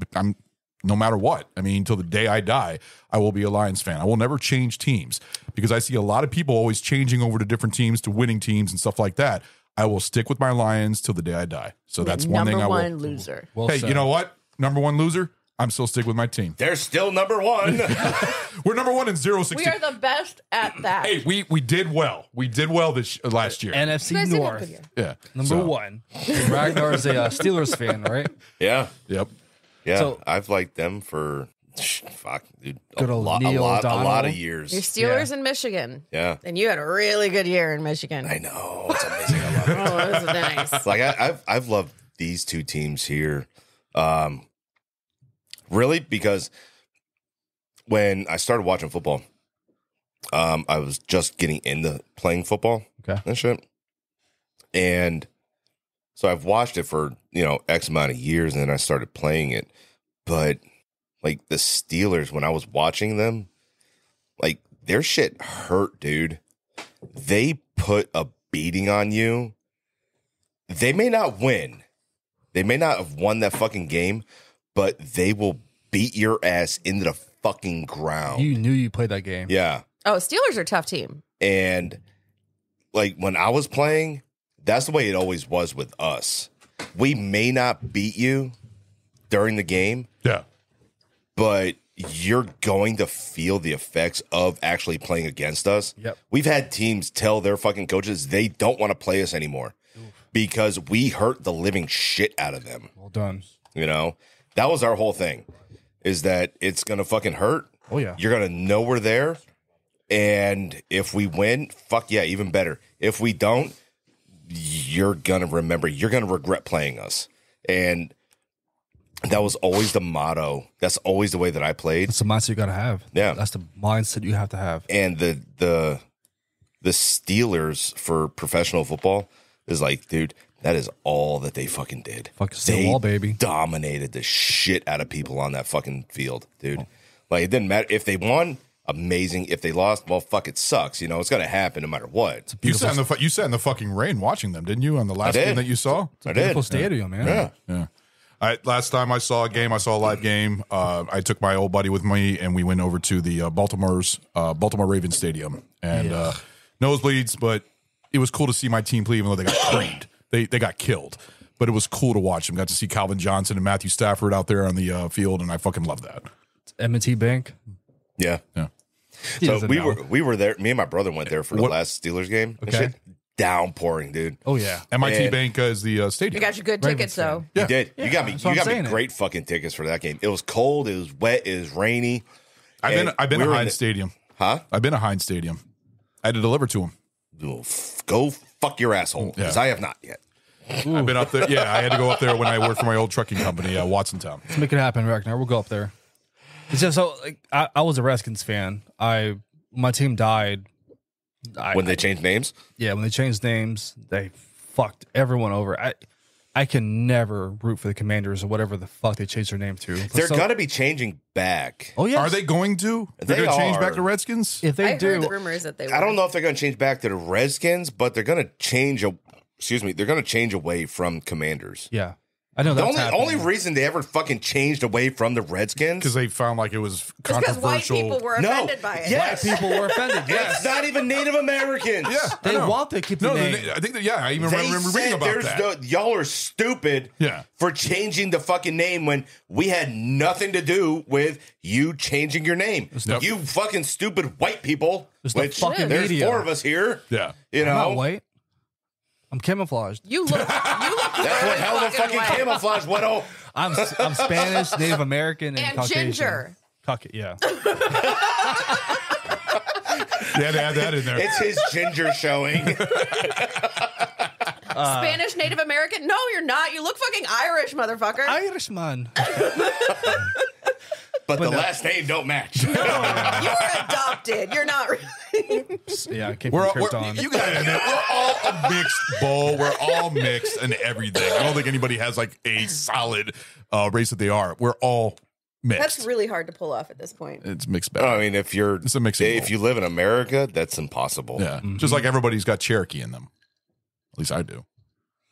Why do you think it's happened to you, so it's happened to everybody? Yeah. Because everybody I've talked to, oh yeah, I got Cherokee in me. Oh, I got I don't Cherokee. think I have any. You don't have any Cherokee? I don't think so. My mom's from North Carolina. It's from Lumberton, the Lumbee tribe. It's very not well known. It's like a smaller tribe. Yeah. But it's down there. Like they're more affiliated with the Seminoles, I think. They came from that tribe. Down south? Yeah. Most likely. Yeah. Oh, yes. They're like that Atlanta, South Carolina area. Mhm. So they came from the Seminoles, but they started their own tribe as the Lumbee tribe. Okay. So as us speaking about our our favorite teams. There's actually 18 teams in this fucking league on any given Sunday. Yeah. There's the Albuquerque Aztecs, was the expansion team that Al Pacino went to. It's beautiful fucking speech. You don't see anything of the 18 teams. You hear You little hear about tidbits. it. Yeah, you hear little tidbits about it. Frame Yeah. the screen, their schedule, you can kind of Yes. see. So I have the list right here. You have the California Crusaders, Okay. the Chicago Rhinos, Chicago funny. Rhinos? Yes. Instead of the Bears, they were the Rhinos. That shit was funny. the Colorado Blizzard, Colorado Blizzard. They weren't mentioned. No. Yeah. the Dallas Knights. That was the last game. I Yeah. believe. Which the Knights and The the playoff Crusaders, like you're the same fucking thing. Yeah. This is the good But one. the horses on the field were hilarious. Yeah. Like I was always waiting for one of They them to missed just the fucking rear back and fucking crush the rider. well, they Christopher missed Reeve. the Yeah. shoveler that's behind him to keep the field clean. Yeah.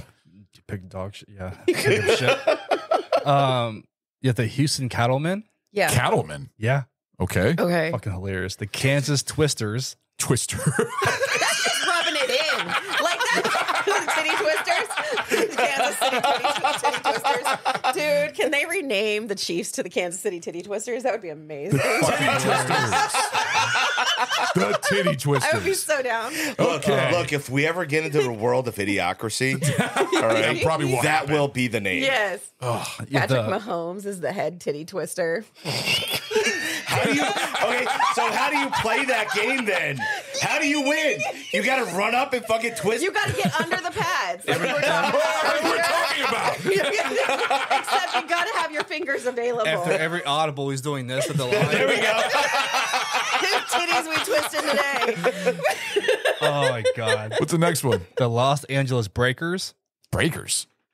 Okay. Obviously, the Miami Sharks. Yeah. Which they had the stupidest little mascot with his plushy Shark going down and Like, he chomping on could've one of the been guys. That was like, You know they had cameraman. enough budget to do a better mascot than They're- that for the main team. dude, that's like bro's fucking little His- sleep shark. yeah. yeah, This shit They're that he's his uniforms. got. Halloween costume. Yeah. That one looked better. Do they get worse? Sort of better and worse. I mean, but their uniforms are awful too. Yeah. Oh, the The what is it? Knights- The Crusaders. The one? Knights is It looked literally like looked like a fucking red suspenders. either red suspenders or fucking Crusader. Exactly. You know. Well, I thought the Sharks' uniforms were not that bad. No, Oh, that that was was black and white. Yeah. That was very simple, easy. Yeah, but I you mean, know were what they threw trying me to? off was the red stadium. Yeah. When there's like that, I'm like, it's supposed to match, and it doesn't at all. You Yes. look like Well, it was just this bright red stadium. Well, Their they stadium didn't- was filmed in what my- stadium was that? That's what I remember reading about that. Actually, God damn it, I I'll look can't it use my up. phone. Yeah. Because that plays a lot into a lot of things. Yeah. I remember reading in the trivia that it was a certain stadium, that old stadium from in Florida. I know that. Maybe I'm wrong. Then it would. Like what, the Seminoles? I don't know. It was in California. Was it in California? The film was shot in Miami, Irving, Texas, and the team traveled to California. The stadium used was Pro Player Stadium, located in Miami Gardens, Texas Stadium, former home of the Dallas Cowboys. Oh, Oh, interesting. But that was that was the last game. No. That was used for the last game for the Dallas Knights. Yeah, so what was their that stadium? is understandable. A just- weird it's discerning jarring. thing. Yeah. They put it at the Wait a Miami Orange Bowl. Okay. So it was All right, in that- Florida. that- all right. So the so Dolphins, now I get that. The Now- Dolphins abandoned that That's what I stadium thought. in Yeah. 1986. Yeah. Okay. It's just a jarring contrast. Oh, with the It is. colors not And- matching up with the Sharks. Well, and Yeah. also the fans Yeah. weren't coordinated with the teams either. Yeah. And Well- that's something very simple. All of you extras, come in black. Like, that's it. That's all it takes. Bring your darkest outfit. That's it. Yeah. And they couldn't do that. Everybody's in bright neon colors like they're coming from Miami Beach. But it didn't work. But I mean that's understandable though. Like coming in bright color, being in Miami, you don't want to be wearing all black. I mean, they don't care. You know. I really No, don't I'm just think they saying. don't. They feel weather different down there. What the flying fuck sticks, Batman? I was going to do something, but never mind. Holy audio. Yeah, like an announcer where basically she's saying that all you out in the stadium, please wear the same color for the Sharks.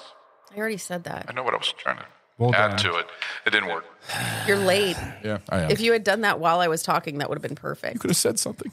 I don't know what's on your board. We didn't know that. I don't pay attention to your board.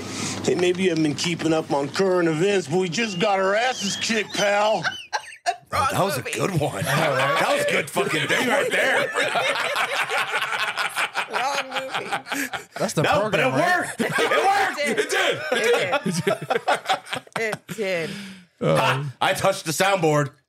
He didn't get mad at you either. What? Why? There were no howlers. The Houston No. Howlers. Well, that's what I was wondering. Was there a wolf team? No, Oh. there's the Minnesota Americans. I like that name. Americans. Okay. Mall of I guess they're going America. by like Patriots. I guess there's the New York Empires. I don't know, Emperors. That's all right. Oregon Pioneers. Good. That's not bad. There are Orlando Crushers. Orlando Crushers. Yeah, Okay. fuck them. There's the San Francisco Knights. Good. Okay. And more nights? Yeah, That's There's too two many. Knights? They ran out of things to. Dallas Knights. And They needed the San barrel of Francisco nouns There's because they did two not have Knights? enough nouns. Why would they have two of the same? Lazy writing. Yeah. The Fargo wood Yeah, that's exactly chippers. what it is. You have the Seattle Prospects. Fucking horrible. You have the Texas Rattlers. I like that one. The Washington Lumbermen. Wait, And- Washington State. Washington State. Okay. I was gonna say, How's it work in there's DC? no lumbermen here in Washington, D.C. area. They were. What the fuck did you just do? Fucking watermelon. I forgot that she put the watermelon on the top of the jelly beans. God, You're such a pussy. I don't like watermelon. And last team is the Wisconsin Icemen. That would have been bad. better if it was like the Wisconsin Cheeseheads. Yeah. That's too close. So That would if have hit you, home though. so if you had to pick a team name out of that whole list, which one do you think works? I mean, the Sharks does sound badass. The Sharks is the closest one that sounds like legit in what? What was Well, the they're Orlando one? Orlando Crushers. No. I do like my favorite two are the Texas Rattlers and the Colorado Blizzard. I like It the sounds I like like Colorado the Texas Blizzard. Rattlers. Yeah. I like that one. I like That the sounds basketball to me. the Colorado Blizzard though. I mean, what would there be their mascot? The Storm. snowstorm. An Eskimo? Ice gets an ice. He comes and throws A ice at blizzard you. storm. Like a A tornado. guy dressed up in a fucking blizzard? Like a tornado. I have Storm from the X. Well, no, there was No, already, there he was just already walks around with a twisters. snowblower. Huh? There was already twisters. Okay, and there's already Blowing snow into knights. the crowd. So You got, or I you got mean, a what's mascot, stopping them from having the same mascot? or you got the titty twisters where you have a mascot showing tits out and just holding onto its tits or something like that. Tuning in Tokyo. So then you would need Just for you. you would need a big old, big belly fat dude to do it. Because I'm sure they're available. reason being because that would be acceptable. A woman with nice tits having her chest out, tweaking her nipples. Apparently, that's not acceptable at fucking football games. Well, they can't play that one on tweaking his nipples NBC is fine. on 3 p.m. What was it? on NBC There's on Sunday. recently in the news there at the NBA game. There's a picture of Steph Curry about to do like a golf shot. Yeah. And there's a lady in the background. She's like standing up, and you see her huge breasts.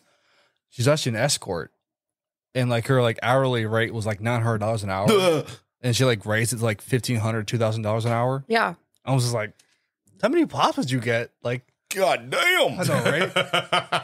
Dude, NBA players making some fucking money. Well, the yeah. hooker in here, she's $1,000 an hour. Oh, Elizabeth Berkley? 5,000 a night. No, $5,000 for the night. I know, that's what I 1,000 said. an I know, hour. that's Yeah. I what love said. that line. Yeah, where she he's went like, for all she went for all the coaches and stuff like that because Jim Brown says, "Why would you turn that down?" I love that Jim Brown was in this movie. He was great. And LT. he played himself. Yes. defensive He coordinator. fucking really did because Jim Brown is a fucking madman. He's a fucking badass on that goddamn football field, dude. Oh yeah. And the fact that he coached fucking Lawrence Taylor, Yeah. who in his prime was another fucking badass, Yeah. is absolutely fucking amazing. I love it. Yeah. And the fact that he kind of raised him Mhm. as his own son in that position. Yeah. You know, and when his diagnosis came up of like, dude, we don't know what'll happen to you if you get another fucking concussion or you take another hard hit. Yeah. There's no way you're signing that death waiver paralysis waiver. That would never fucking happen. No, you're not At the gonna. end? No. That part there would never fucking happen. Yeah. You know, in any fucking league. But the fact that like his remorse, which you can actually feel it, his remorse when he was when they were all sitting in the fucking main office, going through that entire diagnosis with Matthew Modine. You know, and he's talking. Look, dude, you need to sign a fucking waiver saying that we're not liable for anything that happens to you, which is the right thing to do. But you've been advised not to play, and if you still want to play, then it's on you. Against medical advice. Yeah, so waiver is absolutely necessary. Saying it's basically saying that it is on you. We have no responsibility. This is on you. You're making that choice for yourself. But that's also a cop out because you are responsible because you're allowing it to happen when you know that the result is probably going to be unfavorable because you're going to get hit. Yeah, like you can't not get hit playing. Yeah. Yeah. And then the funny part is about that, what leads in from that particular scene there is when he this scene here is like, when they're getting ready for the last game. Yeah. And you just see fucking Modine and Taylor in the fucking infirmary. Oh, when he's pulling the fluid out of his knee. And he's just fucking pulling out all the fucking fluid from his knee. Like, oh God, dude. Gets you every time. Oh, dude, that fucking hurts. He's like, just give me some cortisone. Because I know how it feels. And looking at it, I'm like, oh no, I don't like the feeling anymore. I hate you. But the thing that what he's saying is, give me some cortisone, he says, and then he's acting, please. Like he's asking him, please, I need it. But I think he thought that he was going to get it either way. He was saying please to be polite. Yeah. He wasn't saying please to be like, come on, please. No. Like he was like, it's going to make me invincible because I'm not going to feel my pain. Yeah. No. See, and Modine's character fucking fought against fucking what's his name? Which one? James Woods. James Woods' character. Yeah. Who was a piece of shit in this movie. He was.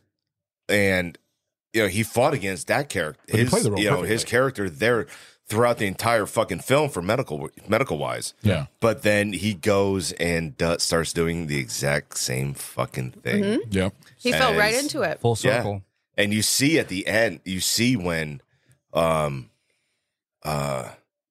it's not at that point there, but you start seeing that he smiled. He looked. He was like, "This is power right here." Yeah. Mm-hmm. And you see Modine's character getting like all of the fucking recognition and reward. That James Woods' character was getting. Well, his outfit change. And the women's change. Yeah. Oh yeah. Mm-hmm. Yeah. He totally fucking flipped the script on shit. Yeah. Yeah. The line from James Woods, saying, "I'm the doctor. You like 10 on nosebleeds, syphilis, and whatever else." Mm-hmm. Yeah. Yeah. I'm the orthopedist. I liked Matthew Modine's character, although I felt sorry for him when they were pumping the other dude full of fluids, and he says, "Oh, I gotta go. I gotta fucking go." That shit was fucking funny as hell, dude. Shit, and they're standing in the stall with him. Yeah, he's like sitting in the back, holding on the bag, like kicker, fucking move. Yeah, dude. You know what's funny? He looked a lot fucking bigger here than he did in the fucking program. He did. Yeah. He lost his hair. I don't want to say twice as big. Andrew Bernarski, I believe. Yes. Yeah. But with his pads on, he looked like a monster, man. With his pads, he was fucking like 3 times his size. But outside of his pads, though, I mean, he actually did look bigger than he did in the program. Yeah. But he was actually a very small character for what I expected him to be. He was just like, he was a defense. Yeah. But no offense. But was he offense? Oh, that's right. He was offense. In this one. Okay. O-line, baby. He was defense in the program. But the thing about it is that he was doing that whole thing with the Gator bit, when they're that shit was comparing funny. Music and stuff like that. That was funny as hell, dude. That was funny as hell. Oh, you mean with all the penises dancing in the showers? Yeah. Well, it's funny. It's funny because we ran to the grocery store this morning before we got here, and as I'm parking the truck, me and her were talking about the movie, and I was like, dude, there was a few scenes that were cut out from this version that we saw. Yeah. Which version did you watch? Whatever was there's rented, a director's cut. We rented yeah, what was streaming. There's available. 2 cuts. There's a Oliver Stone's director's cut, and there's a regular cut. The theatrical Blu-ray cut. version's different too. Let's say there's 3 cuts. Yeah, the Blu-ray version has Al Pacino's son in there. Never seen that. I've never seen that one. Yeah, so the director's cut is 6 minutes shorter than the theatrical cut. See, Oliver Stone's weird. director's cut, sometimes his cuts are actually shorter because he did, when he released the movie Alexander, he released 4 cuts for that movie where he took stuff out, then he put stuff back in, then he added stuff. He always messes around with his movies. I'm not fucking happy with this. I need to fucking add this and change this. I need to add more penis into this movie. Well, I need the biggest cock here. No, but the scene that The scene that you talked about that wasn't in that you saw was the scene when he was cutting the car in half. Yeah, so the original version I saw is when they're at fucking LT's house party. Yeah. And fucking Shark well, he hears that LL Cool J is talking shit. He tells fucking Shark that Beamer's talking shit. Beamer's talking shit about defense. Yeah. Not about him, but about the defense. No, he does talk shit about him because he said he said old guys who were The defense are getting me the ball. Yeah. No, but Washington told Shark that Beamer's talking shit about the defense. Right. Yeah. He never said in the original version that I saw, he never says that he's talking about shit about Shark. Well, he does in the version we watched last night. Yes, no, but Yes? no, that's not what I said. No, in the version that we saw, it's the same version. Mm-hmm. But when he goes to tell Shark, he doesn't say anything to him about him talking shit about himself Well, I personally. don't remember seeing that conversation though, because I think they cut that conversation because out that portion happened. and and that's what leads to him cutting the car in half. But the cutting the car in half was not in the cut that you saw originally. No, last night it's not in there. Then I saw the director's cut first when I first saw this movie. When I saw this movie first, it had that scene in it. Yeah. When he's all decked out and he gets his fucking saw out. Yeah, and he gets a chainsaw and he fucking cuts his damn Humvee. SUV in half. Yeah. Which sucks because if you watch the version that we saw, you miss a lot. Yes. You miss a lot of fucking buildup into the sauna. Yeah. Yeah. All right. Because that seems to come out of nowhere. It does. Because you don't see Sharp getting the information about the trash that Beamer's talking. Yeah. It's just he's coming in and he's having that heartfelt moment with him, and Beamer covers up his head with a towel and is like, whatever, The I'm speech not was listening. true, though. It's the second Absolutely. best speech but ever. there's no like reason like, okay, where's the animosity come from? Well, you know he's talking shit because you saw him talking shit, but you don't see that information get passed on. Yeah. But that's Or how it the is in the anger. locker room because they're separated. Yeah. The offense and defense, they never really talk to each other or see each other, except for like practice field. Yeah. They're Yeah, all but this all shit happened at the party. That was half of the stuff that happened at the party wasn't in the movie. They're all part. Was the together. part with LL Cool J and the whole thing with the woman coming in there and the other one when he was doing the coke off the woman's tits? Was that No. in your No. version? Nope. No. Yeah, I saw that version. Yeah. That's the version I saw.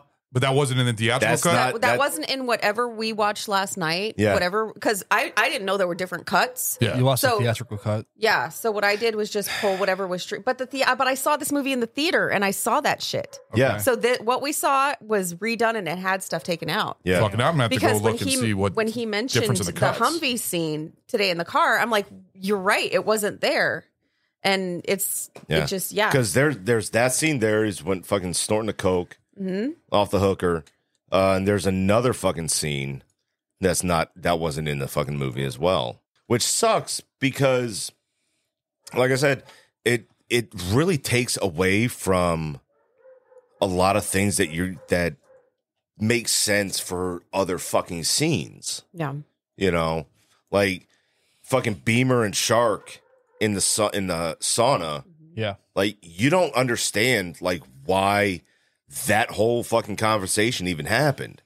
You know, if they were going to cut out the other half of the party scene, you should have cut out that fucking sauna scene. Damn. Because that there's- sauna scene creates growth in Beamer. it even though does, he- but so there's that no needs to be in there's there. no buildup. Like Shark, there isn't. Shark has nothing to do with the fucking offense except that they're not fucking scoring. Right. And the fact that gives it Beamer less is credibility. well, the fact that Beamer is just being a fucking dickhead? Prima donna. a prima donna.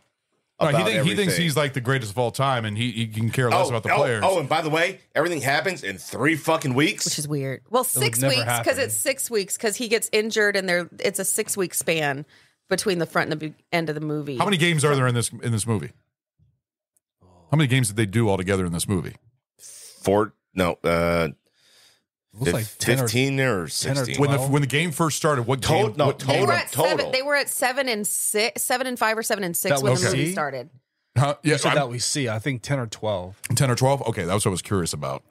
Because Dennis Quaid's character as captain, basically, which I enjoyed his character of an aging quarterback and the whole ordeal about his knees being popped up, but his fucking wife was a bitch. Oh, she was terrible. Like, she had no fucking... She was She was definitely in it for I the think status. I think we talked about this early. I don't know if we talked about it on air or not, but how the NFL did not appreciate endorse this fucking film, the likeness. Of yeah, it. which I think I think the reason they didn't do this is because it shined such a huge fucking light on what an NFL player goes through. Oh, yes. Back, not now, but back then. Yeah. Okay. And for us now, this is what 20 something fucking years ago. A lot has fucking changed in that goddamn time frame. In the Fucking 90s, internet. people weren't really talking about concussion syndrome Oh, yeah. as No. much. Like, No, it you was weren't- there. you but, weren't like, talking the about after effects concussions. Worth it. No, you weren't talking about concussions or fucking injured knees, broken backs, necks, the permanent all right? results. They actually got more into that. Family resolve and afterlife of during this time frame. Yeah. Now what his wife was trying to fucking do is she's being a bitch about it because one, she's not listening to her husband about everything, who's also she doesn't feel what he feels. Exactly. She You doesn't- know? she doesn't care. She wants the she money. wa- She wants the status for as she long wants as the she gets the status. status. Oh, no, just like when And she's you around. see He that. didn't want to be a drooling mess who didn't recognize his kids. Yeah. He was already going through it though. Well, then Right. she was already having beef with fucking Willie Beeman's girlfriend. Remember when Yeah. she was trying to come on board? She says, "Oh, you're not one of us until you Until you have a ring. Well, on. that's Until you the have a thing. ring. Well, that's the part that you see of how the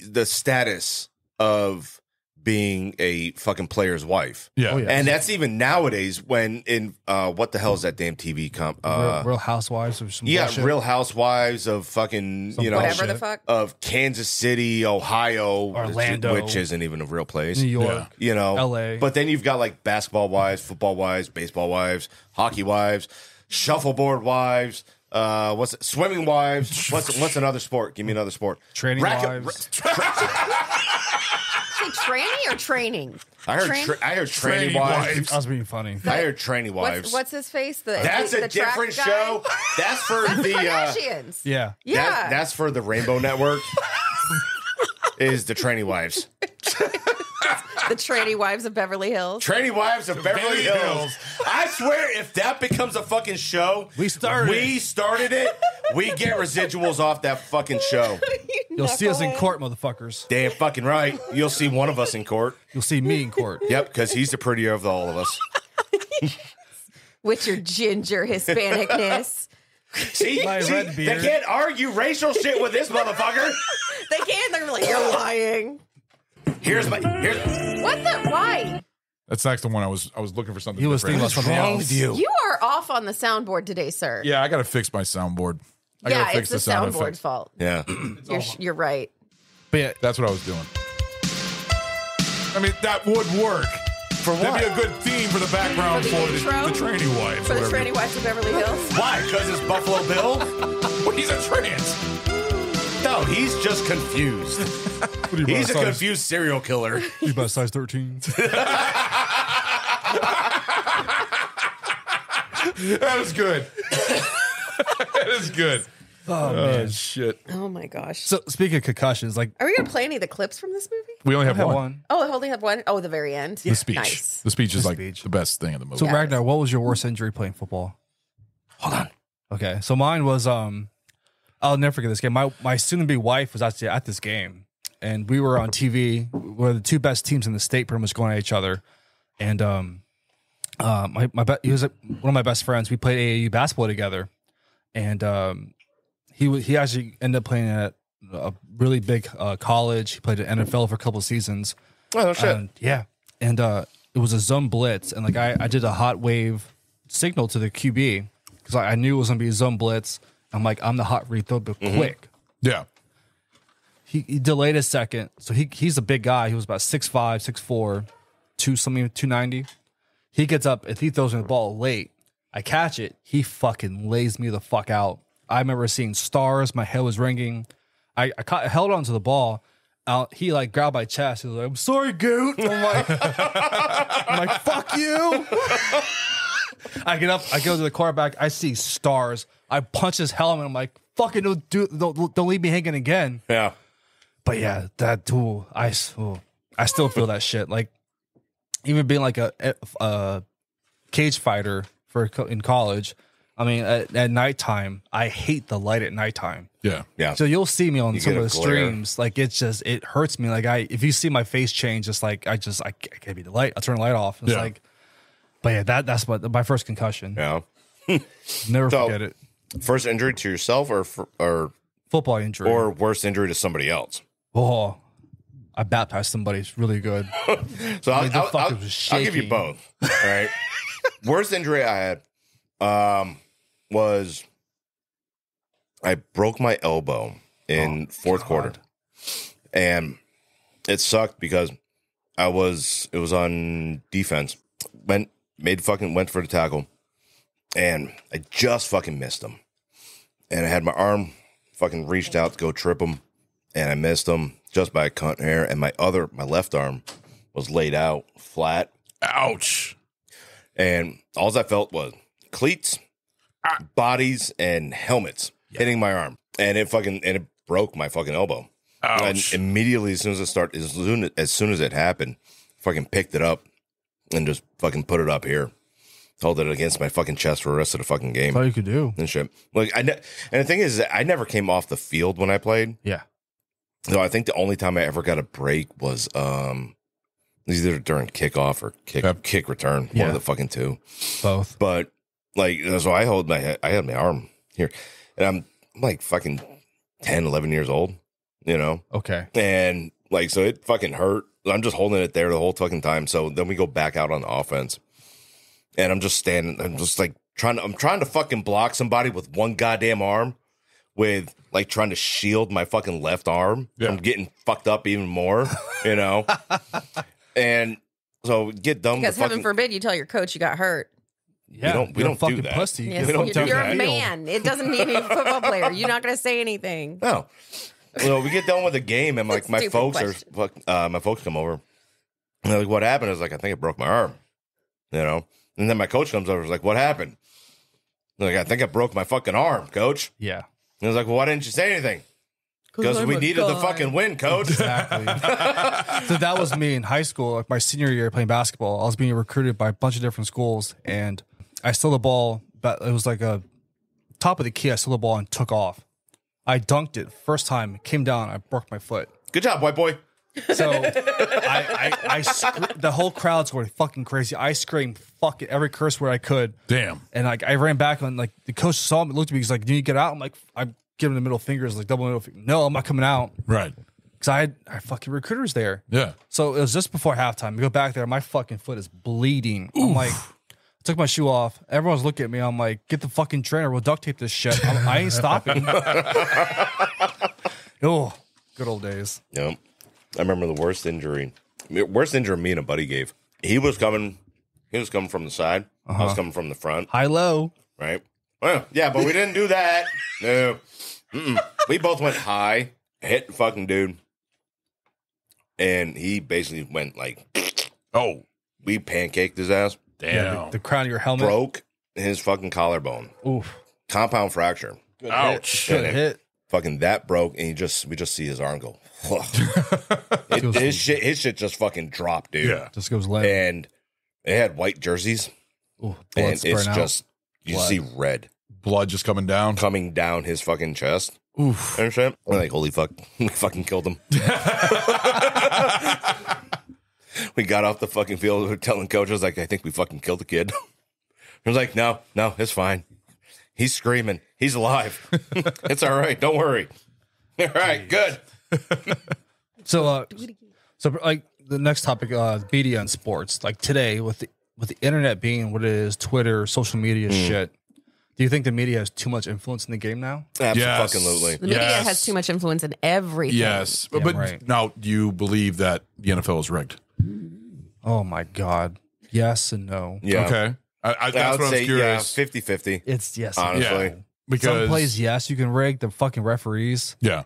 It all depends on the playmakers and stars out there and what game and what ref crew you have. Yeah. You'll see that. But I mean, was it last year it came out? Like everyone was like, oh, it's part of the storyline? Yes, it is. Yeah. It was last year. God damn, dude. Yeah, The Super it Bowl started last colors and Super the Bowl. thing, But they didn't and go. They didn't go along with that though. So That's I- because I think they changed it. I think Yeah. they honestly changed the way it Because was so going many to go. people were complaining about because it? People It blew up so fucking much. People saw it. It was all over TikTok. It was all over Facebook. It was all over Twitter. Everything Before about the playoffs had started, they had done the Super Bowl logo, and then that's when it came out that the colors on the Super Bowl logo, which change every year, seemed to match the teams every year. Yeah, and for the last 4 years. And then there was the post that said such and such was going to play such and such at the Super Bowl this year, and there hadn't been a playoff game yet. Yeah, and then it started to go that way, and people lost their fucking minds. Yeah, because fans put out a lot of money for football, and for that to be something that literally has no meaning. It's whoever the higher ups want to be there is who's going to be there and who's going to eventually win. Yeah. It's making it like, what's the fucking point? And you don't want the fans to go, what's the fucking point? That and gambling. It impacts the gambling system. If you piss them off, then you got a fucking bigger problem. Yeah. Oh, yeah. Yeah. Yeah. Millions of dollars. And that whole thing, I know it made me mad. I know it made you mad. Mm-hmm. And it was one of those things to where it's... Well, you even said that you were not even thinking about watching the Super Bowl because of that shit. Because, I mean, I remember you were sending me videos back and forth saying, this shit's fucking rigged. It is. Especially if the two teams that they were, what was it, the Ravens and the Niners. And the Niners, yeah. Yeah. And it was a bunch of bullshit. And it makes you so mad because you have people who get super, super invested in these games and like, oh my gosh, we're going to the playoffs for the first time in fucking ever for the Lions.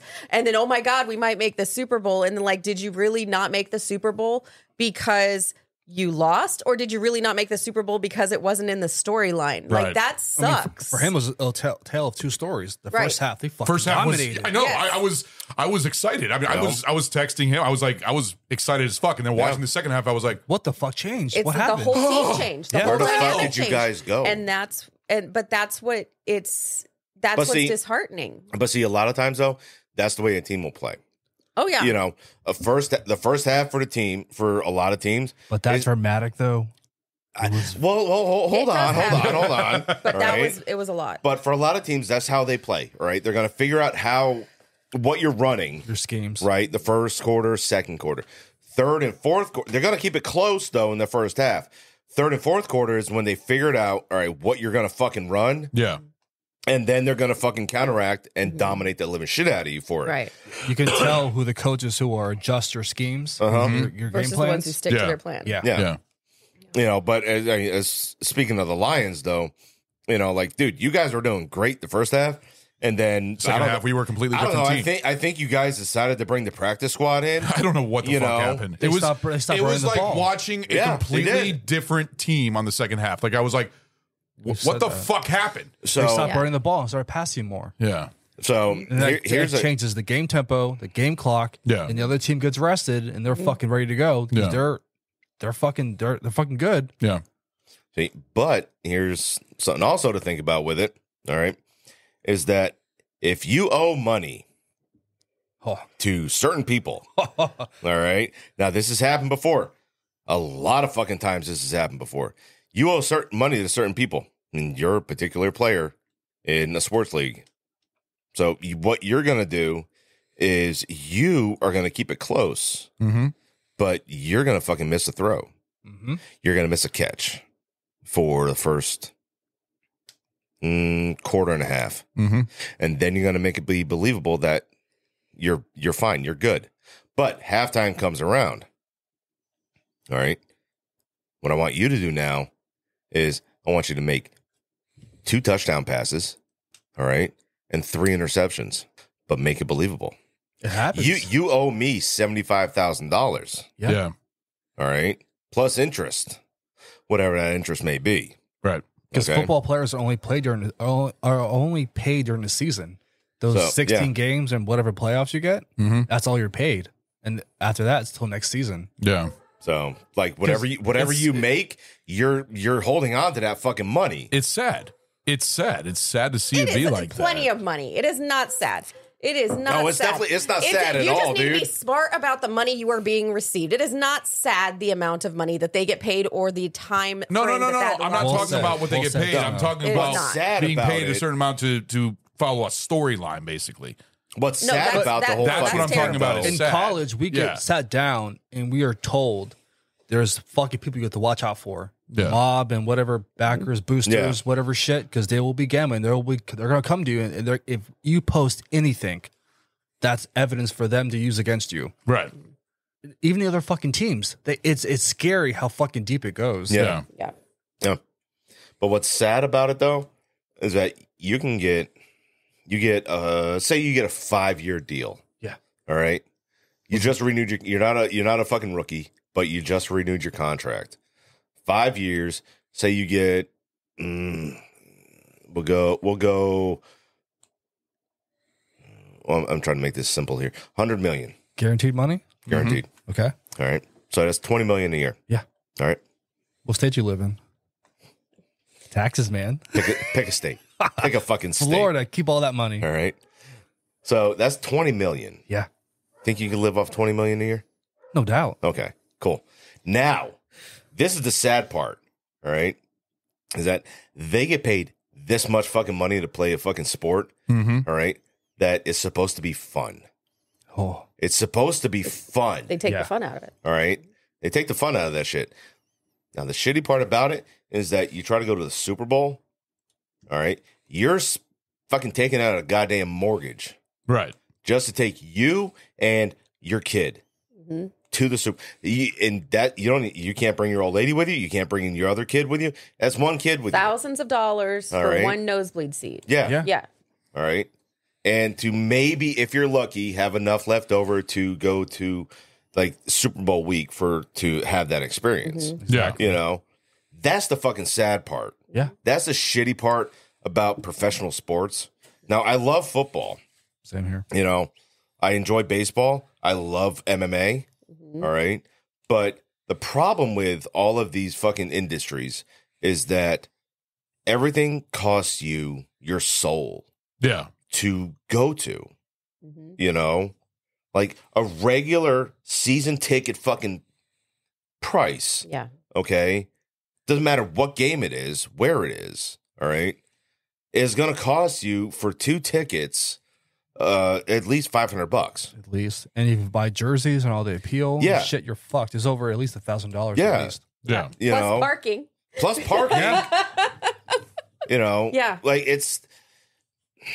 I understand, you know, as years go on, everything fucking increases in price. But goddamn, dude, like we all are not fucking stupid rich. Yeah. You know, Right. some of us are broke motherfuckers. But those stands are sold out. But they're Majority sold of the out. time, those tickets are selling at those prices. And that's why when you throw in the fact that, oh, is it rigged? That's like people invest so much of themselves into their loves of their teams. And for that to not matter, what your performance is not going to matter at the end of the day it's bullshit. It's absolute bullshit. Yeah. It's heartbreaking. And that's the sad part. The sad part is definitely not the amount of money these people are getting paid and how they need to find a financial advisor to make sure that they have money once they're done playing in 10, 15, if they're lucky, 20 years. Yeah. If, you know, but that's where their financial responsibility comes into play. You can't be like, well, now I'm going to buy a yacht and, you know, a mansion in Beverly Hills and that Yeah. literally I cannot afford. So what You have like if plenty of money. if you have the money to do it, you know, like purchase these things, but also weigh your stock in other things Yeah. that are going to generate you income. Yeah, you have You to know, have a plan for the future. while you are Whatever not deals playing, you have. Mhm. you know, because sports like football, MMA, UFC, you know, Pride. And Is Pride still around? No. UFC bottom up. I So thought because they did. there's different like lower stuff, but it's There not the is. same anymore. Unless it's golf, you're not going to be playing until you're a senior citizen. I You're know, just look not. at look at fucking John Daly. Because that fat son of a bitch. But that's what I'm That saying. like, motherfucker is that's still the only drinking, smoking sport out on the fucking that tee. you have a finite, whatever sport it is, there's a finite amount of years. If you're Yeah. a really good football player, you may get 20. You know, but like The you have to average be career is really 8 good years. top, huh? The average career length is 8 years. I know, 7, but 8 I'm years. saying like you have to be top of your health. you have to maintain. invest in your body. Yes, you have to be that top. money is going back to you because if Right. you can't play, you're fucked. You're Yeah. out there. You being and an the insurance difference salesman is nowadays back to like say 80s, 90s. Oh, yeah. Maybe 70s. I would say 70s, 80s, 90s. Yeah. Exactly. It's a good time. Those time frames there is that, dude, it was, all right, so game's done. Cool. We're going to go out fucking drink. Mm-hmm. The next day. Yeah. Back to my construction job. Yeah. Yeah. You know, then we got a game on Saturday. All right, cool. So then we're going to play. And then so on, so on, so on, and so forth. That's the vicious cycle. Afternoons. Yeah, you know, and then things progressed to all right. So you have a permanent contract for this amount of fucking money. All right, cool. Well, I'm getting beat the fuck up, so I need the fucking shots. I need the pills. You know, and then it progressed even more to where all right. So now you don't need this anymore. You're going to be doing the rehab, but it's a cryotherapy rehab. Right. You know, and then it progressed even more. So on and so on and so forth. Everything has a fucking evolution. Oh, yes. For it, you know, for this sport. Because these players are even faster, stronger, and you get hit, you're going to fucking feel it. It hurts. Yeah. It fucking hurts. But yeah, that's beautifully said because these players have to invest back themselves. If they're not, their career is going to be so short. Mm-hmm. And, you know, because you got to figure that the smallest offensive player is probably about 220. Wide receiver? No, running back. Okay. All right. That depends. Ooh, nowadays they're about $190, 200. I know, but I'm thinking old. I'm thinking Yeah. old school. Like when they were fucking You're still thinking the beast. bust, man. I know. Well, that motherfucker's too goddamn 40. I know, right? All right. Running like he's fucking 190 pounds. But all right. So, all right, 200. Now, you got a 200-pound running back. And then you've got a 200-pound free safety. Okay. And you get those two, they're running full fucking speed. Most times you got to worry about that linebacker, though. If you break that second layer. If he breaks. Yeah. All right. If he breaks. All right. You got two 200-pound men running full speed at each other. All right. Now, if the running back's cocky enough, he's going to want to fucking lower his shoulder and beat the living shit out of that free safety. They try to hurdle him, man. Yeah. You know, but then you got some free safety. The one free safety that always fucking comes to mind is fucking John Lynch. Oh, yeah. That motherfucker there, dude. He brought the pain. Yes. He hurt people. He purposely fucking hurt people. Damn. That was his job, man. He was nasty. Yeah. You know, and he even, it's funny, he even went on a fucking, I saw him in a video a couple months ago, I think. And he was talking shit about the way fucking players are now and the way that it was when he was playing and shit. And he was telling us, like, dude, like, these people here nowadays don't know how to fucking hit. They don't know how to hit. They don't know how to take a hit. It's a combination of that. Like Tom Brady did the same thing. Talking about quarterbacks, how they put their wide receivers in horrible spots. Yeah. Because they will get laid the fuck out. They will. And even defense, like, it's just so many rules. Like, they don't know what the fuck to do. And especially every year, the upcoming season, the rules on defense gets worse and worse. They can't hit. They have to be so careful. If they even touch the quarterback, they're fucked. That's a fucking 15-yard penalty right there. 15-yard penalty right there. If I fell down, I might be thrown out of the game. Yeah. So it's just it's a nightmare. I feel for the defense because it's just like, what are they supposed to do? Yeah. Yeah. You can't. They have literally cut them off at the fucking knees. Yeah. To do the job that they're hired. You're hired for X amount of years on this damn contract. You can't do it anymore. Yeah. If you keep your head up, you can't tackle that way. It's so weird because naturally it is fucking weird as shit. Naturally, you're not supposed to do that because you're a fucking break your own neck. Yes. You taught to get low and put your shoulder down. So it's so hard when you tell these players a different message and they do that. And the other player still gets hurt, and then you get fucking fined. These after game fines that you don't hear about in the media, but you'll see like in the NFL, like there's a special spot that you'll see the random fines for wearing socks, shoes, and other shit. That was I remember seeing that. Unauthorized, I saw that shit. Non-sponsored. Exactly. I remember they had like pink. Somebody was wearing like pink shoes or something like that. They got fined or something like that. Yeah. So it's just a fucking nightmare. Yeah. Pint reviews. Snow, take us home. All right. So for me, I do get a huge amount of enjoyment out of this movie. Just the impacts alone. The story is really great. I don't want it. I don't want it. I know everybody else. You got multiple cameras on. Son of a bitch. No, the story is really, really fun. And I do like that they hit all aspects of what a professional football player goes through. Medically, media, the fucking public apology that Pacino has, the insincere public apology that he has to make. Where's your fucking wheelchair at? Because, the guy was in his high way. commissioner. Funny. Yeah. That was funny. Yeah. All of it, the interplay between the players and how much I think Al Pacino did amazing in his role. All of the actors really do. Jamie Foxx he's not my favorite. No. But and like as a character, as the actor who portrayed the character, he's really not my favorite, but he's not supposed to be. He is a very self-serving man. But he's believable. Well, he is. He's an individual on a team. Yeah. And that's all he wants to be, is an individual on a team. And it does make for a good story. But the team dynamic itself, everybody was so good together. I definitely give this a 4.5 for enjoyment, and probably a 4 critically. I really, really enjoy it. The way the action sequences were on the turf was incredible. Yeah. Because a lot of the extras were actually ex NFL players, or ex XFL players. Yeah. So it's believable. Yes. So you see T.O. out there catching a touchdown, like that motherfucker.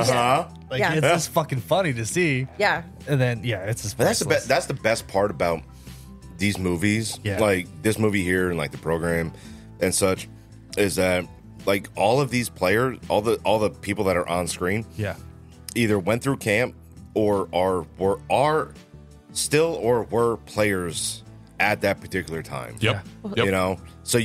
So they understand the concept of actually playing the positions. Yeah. So they understand like what needs to happen to make it actually fucking believable. Yeah. So you actually feel what's fucking going on. Well, it's one of my favorite parts of the movie. It's really, really tiny, but it just makes me laugh so much. Shower scene.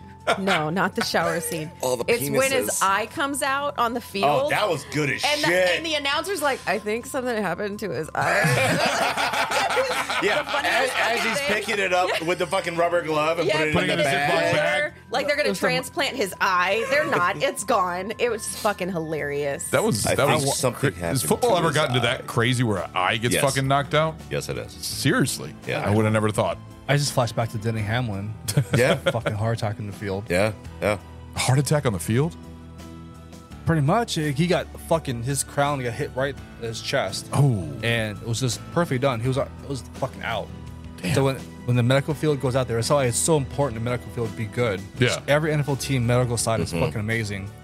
He goes out there, they're doing CPR, and the players seeing that shit. Yeah. It's like, what the fuck? You see everyone get down, everyone's quiet. Yeah. I mean, I'll never forget that game, like watching it, because that was the championship game, that championship week for most fantasy football leagues. Mm-hmm. And just seeing that game being canceled, and it was like, what the fuck? It was just, your eyes were glued to the TV. Yeah. Like, is he gonna die? Like, what the fuck's gonna happen? That's crazy. Who's next? Go to Ron. All right, so for my pint reviews for this movie's highly enjoyable. This is actually probably one of my favorite football movies next to Varsity Blues. I enjoyed the program too. I'm going to put that in my mix. But this one, when it comes to Oliver Stone, come on. When it comes to Oliver Stone, I always love his quick edits, his direction, his musical choices that he does. Like the soundtrack to this movie was really good. I mean, it was just the first 15 minutes. I think it played like 10 different tracks. I mean, you had DMX on there, you had hip hop, then you had Metallica coming in play, with Andrew Bernarski. Mm-hmm. But everything about this movie, the edits, the noise, Al Pacino's acting. Al Pacino was amazing in this movie. I think This is one of my favorite roles that he's for Al Pacino. Yeah. I think that he did a great as a coach, just like I like James Caan in the program. I liked John Voight, even though he was a bad coach. I thought that he did a good player in Varsity Blues. But Al Pacino did a really good job in this. I enjoyed the. I'm not a fan of Jamie Foxx either, but. He played the player well. He did well what he did as being Willie Beeman, being like a diva and turning and actually caring for his players and playing the game right and stuff like that. for half a game. Yeah, for half the game. But everybody forgave him. It's okay. No worries. Keep the ladies creaming. Right. I enjoyed. Fuck you, Willie Beeman. I enjoyed the sports commentator McGinley. I enjoyed him, especially that whole ordeal where he says, "Where's your wheelchair?" That made me laugh right there. Did you see that? Did you see that when he pushed him off on the bleachers and stuff like that? But everything about this movie is enjoyable. This is enjoyment of 5. This is actually a 5 for me. I've always loved this movie. I love Oliver Stone.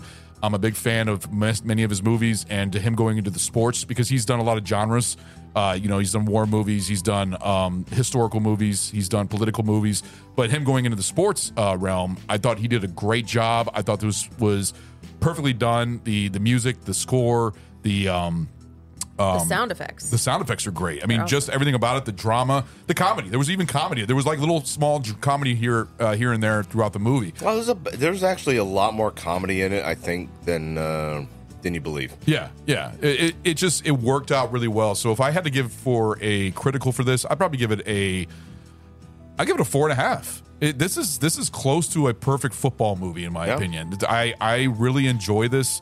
I watch this. This is one of my routines. I watch it right around football season every year. Yeah, I know it's one of my weird little things. Routines. Yes, but I highly enjoyed this, and I'm glad that we got to talk about it. I was actually looking forward to this review for the longest time.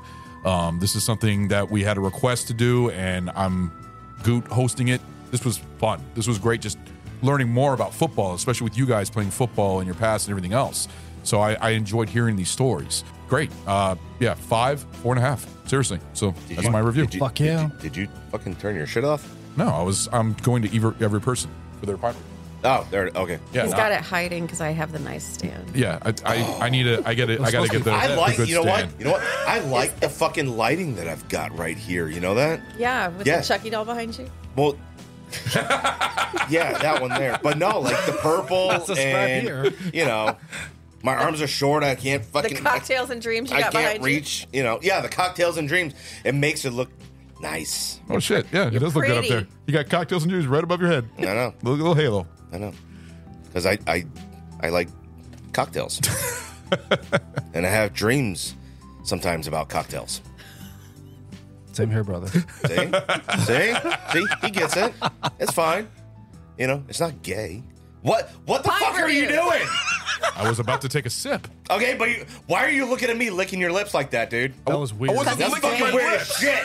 I wasn't licking my lip. What are you fucking talking about? Fucking weird ass. He wants you to pour him a cock shot.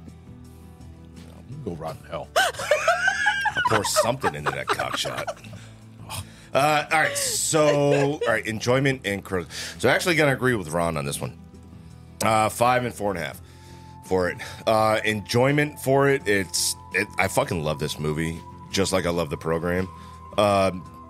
And for me, the effects that you hear when, just like I talked about earlier, when like they fucking just get off the line and you just hear all of the goddamn crunching and hitting and grunting, like it's very fucking believable for anyone that's ever played fucking football before at any level. Yeah.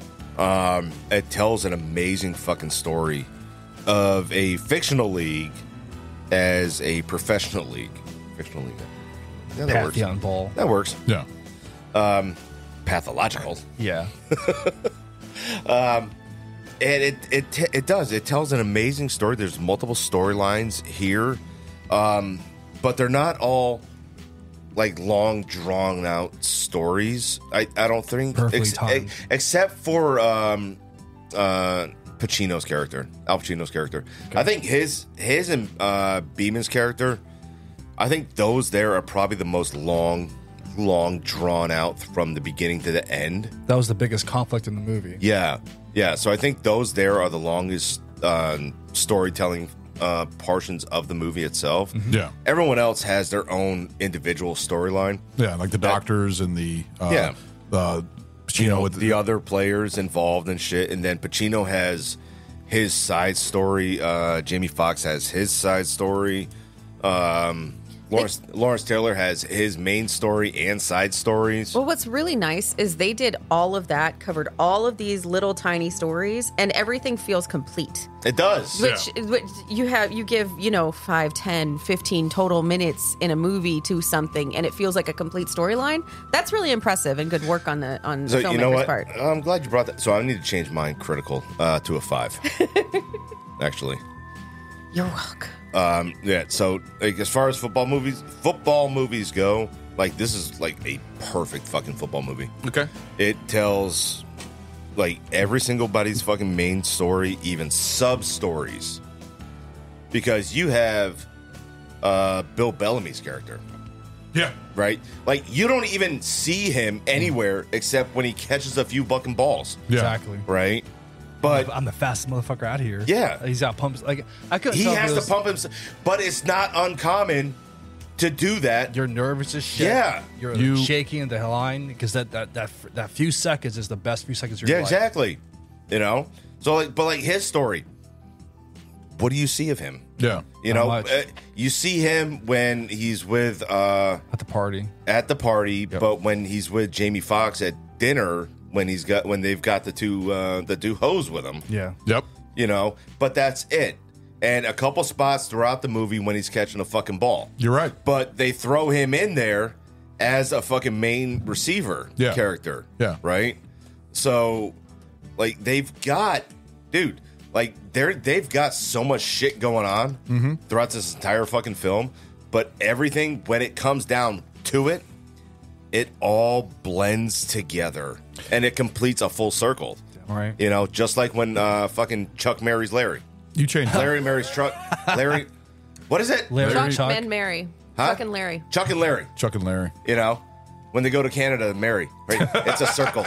It's a full circle. Full union. You changed my mind. See, I'm fucking amazing. I know. No, you're right, because I could say that this is probably the best football movie of all time.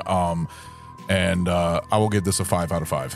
I'm going to change mine on that. Seriously, I'm going to agree with you on that. I did it. Yeah. So No, you didn't.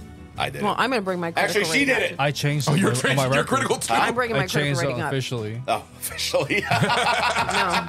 So I sent him a picture of this mess to make his life easier. Because what did I say? 4? You said yeah. I said 4, right? 4 for critical. 4.5 enjoyment, 4 critical. Yeah. No, I'm going to bring it up 4.5 for critical because Nice. it is that thinking about the whole thing that they had all of these different stories and they were all complete segments made. It's a genius film work to be able to do that. Yeah, Yes. with all the things like the medical side, the coaching side, the players side, the wives side. The funny part was when it was at Taylor's Washington or Shark's house at a party and shit, and you see fucking Andrew Bernarski. Yeah. Oh yeah, when Right, he has he's- that old lady. No. Oh No. That was the charity event. When he's at his house, he's got like fucking 12 kids, and his old lady's fucking still Try pregnant. being married. Right? Why they and married you and he's or on the phone. He's like, "Why are you fucking bitching at me right now?" And then he goes there on his scoot. Yep. And he's got some fucking random on the fucking back of it. Over to the fucking party, and he just starts fucking railing her right in front of everybody on the piano lap. bench. I'm like the piano on the platter. Yeah. Okay. Yeah. I'm like, that shit was fucking funny. No, I thought this shit was funny when you talked to the old lady at the fucking charity event. So how old are you? Blah blah blah. Oh, so what do you do for dick? Oh my god! I'm like, what's wrong with that? You've been through 3 marriages. You're old. You probably want some fucking young dick. Why is he there? Why are you complaining about this? Why else are you there for? Yeah. Yep. I guarantee you would like being thrown around by that big motherfucker. Break her hips. Well, she's got fucking plenty of money to fucking cover this. But look, you changed me and Snow's critical and enjoyment. Well, no, your critical went up. Yeah. 4.5. All right. So, yeah, enjoyment and critical is a 5 and 5 for me. Nice. Yep. I mean, this movie. I haven't watched this movie since high school. It's been a few years since I've seen it. That's how long it's been since you've seen this? Yeah. Oh, wow. Because we're pretty much. But it's one of those movies, though, that you can see it a couple times. Yeah. But you goddamn remember almost everything about it. Yeah. Because when I watched this movie last week, it brought me full circle on my playing career and coaching career. Like it fucking hit. I reliving the stories from playing football in high school and like how competitive it was, and like just like all the little things I had to do, classes and like studying film and just that. And that shit sucked. When I lived in my old home, one of my previous homes in Front Royal, I didn't have any kids on the team, and my neighbor, his son, he's special. He's in college right now playing for a big school, but he could play football and basketball. He had that it factor. Yeah. And when he approached me, he's like, I used to watch you on TV playing football. I'm like, what? Because and basketball. I mean, you were fucking good. I'm like, well, thank you. I'm like, it just threw me off. He's like, would you mind coaching football with me? Yeah. I'm like, what? And he's like, I'll run defense, you run offense. Yeah. You be my assistant head coach. I'm like, fuck yes, I'm all in. And just being out there in the field again, just like coaching kids, like my biggest thing is respect is earned, not given. Absolutely. Yeah. So I had all those kids. Those kids on offense knew 80 fucking plays. Yeah. Nice. I would yell a color and a number, and they fucking ran to perfection. Nice. They would do anything for me. Yeah. Okay. The parents and the coach, the parents, they wrote petitions for me and the head coach to be coaches at high school. This is my dream one day, but I just had a newborn. 2 newborns. One was 3. My son was just born. So they would be out there on the field, and my daughter would see me out there, recognize me, and she would run out there. And like the kids, shit, don't fucking run a goddamn play. It would freak me out, but it was so priceless, Yeah. My little daughter is like trying to run out there. She can barely walk just to get to me, and like they love it, right? Yeah. So I actually went to all their high school graduation. Nice. Because there were 2 different schools in Front Royal, and they saw me, like they almost started crying, like they're like, Coach Goot, and like they picked me up, like hugged me, and like they see my daughter, she was with me, and like they're like, I remember you when you came on the field, and like it's just priceless, man. It's just full heart. It truly is a family. Once you have that good coaches together and like a good stuff in place, like there's no other fucking feeling. Yeah. And like the championship game, we went undefeated 2 years in a row. So it was like their middle school program was similar to high school, where it was like freshman, JV, varsity, and so I was with them. I was JV and varsity, and before they went to high school, and just those championship games, I'll never forget it because those the most pressure you could fucking feel. Like everyone's eyes are on you. What are you gonna call? Yeah. And that one game, championship game, our quarterback he fumbled twice in the first half. Ugh. So the coach is looking at me. I'm like, your son's fucking fumbling. What do you want me to do? So it was that. You need to have a heart-to-heart with your fucking son, coach. So it's that weird. Football is such a fucking roller coaster of emotions of high and low. Yes. And that was a fucking low. And like he's like, I want to start calling plays. I'm like, fuck you. I'm calling defense then, because you're doing shit either. Yeah. And so we switched, right? And it was just before halftime, and they started. He was mostly a ground and pound. I was an air it out. I was a balanced offense kind of guy, and he's running the ball. They're at the 20-yard line inside the red zone, and he's looking through my playbook, and I looked at him and said, "Yellow 7." Yellow 7. It's a trick play where the quarterback goes to tight end, and our backup quarterback goes to wide receiver, switches in like the play to him. Yeah. Both their safeties are coming up because he ran like 5 running plays in a row. Yeah. So the safeties are coming up. So I yellow 7. They run to perfection. They score a touchdown. He about jumps in my arms, and we never kick field goals. So I'm like, next play. I'm screaming a color and number to run the next play for a 2-point conversion. But I mean, just the emotions, man. It's surreal. Like if you're a boy, I would suggest having your son out there playing football. I mean, learn fucking what. There's a ton of different like shows out there to watch, different play developments and like play scheming. Be there to help your son play football and coach. I mean, teach him fundamentals. Like it is life changing. I can't. Yep. That's the biggest wish I wish. Most people aren't afraid. Just go out there and fucking do it. Have fun. Let your kid grow. Like this will change their life forever. Yeah. And your kids are gonna get hurt no matter what. Exactly. Anything they fucking do. That's life. Yep. They have the right amount of fucking protection on. Exactly. While they're playing. The medical field has changed so much. To mitigate extreme serious injuries. Yeah. You know, like if Stop protecting your children from getting dirty. Stop protecting your children from... Why are you looking at me when Because you say that? I'm just looking at There's a camera in front of them. All right? I'm looking at my audience. All right? Stop protecting your kids from getting dirty. Yeah. Stop protecting them from fucking getting hurt. Amen. Yes. You know? Yeah. Let them go out. Let them be boys. Let them be girls. Ride their fucking bikes. Go get dirty. Go get in trouble. All right? Don't break the law. Yeah. All right? But Yeah, don't go in the middle of the highway between cars. No, please don't. St. The Frogger. program. Yeah, No, St. I don't- Frogger. No. That's a railroad racing. Yeah, that was that deleted scene you talked about in the program. Yeah. That was crazy. You know, go. Let your fucking kids have fun. Stop protecting them like they're fucking pussies. Yeah. You know, because you're not helping them, and you're not helping anyone else. All right, you may be helping yourself by keeping them inside and protecting them at all times, but like when they get outside of your fucking home into the real world, they're not gonna know what to fucking do. Yeah.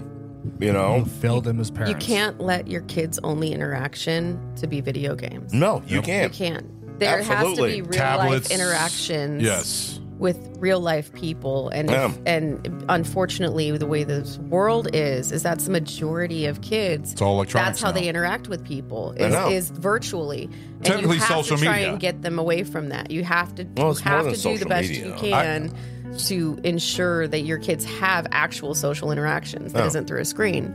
And that's why I definitely think that sports is a really good way to do that for our kids. They tried, our two oldest, they tried sports and it wasn't for them, but then they got into music and they did band and stuff. So that it gets them out and out of their comfort zone and interacting with other people. And you have to have some sort of media to do it, whatever it's going to be. Not all kids play sports, but get them out of the house. Yeah. Don't let your kids hide in the basement until they're 30. Yeah. No, Damn. no, Well you're, said. and you're absolutely right.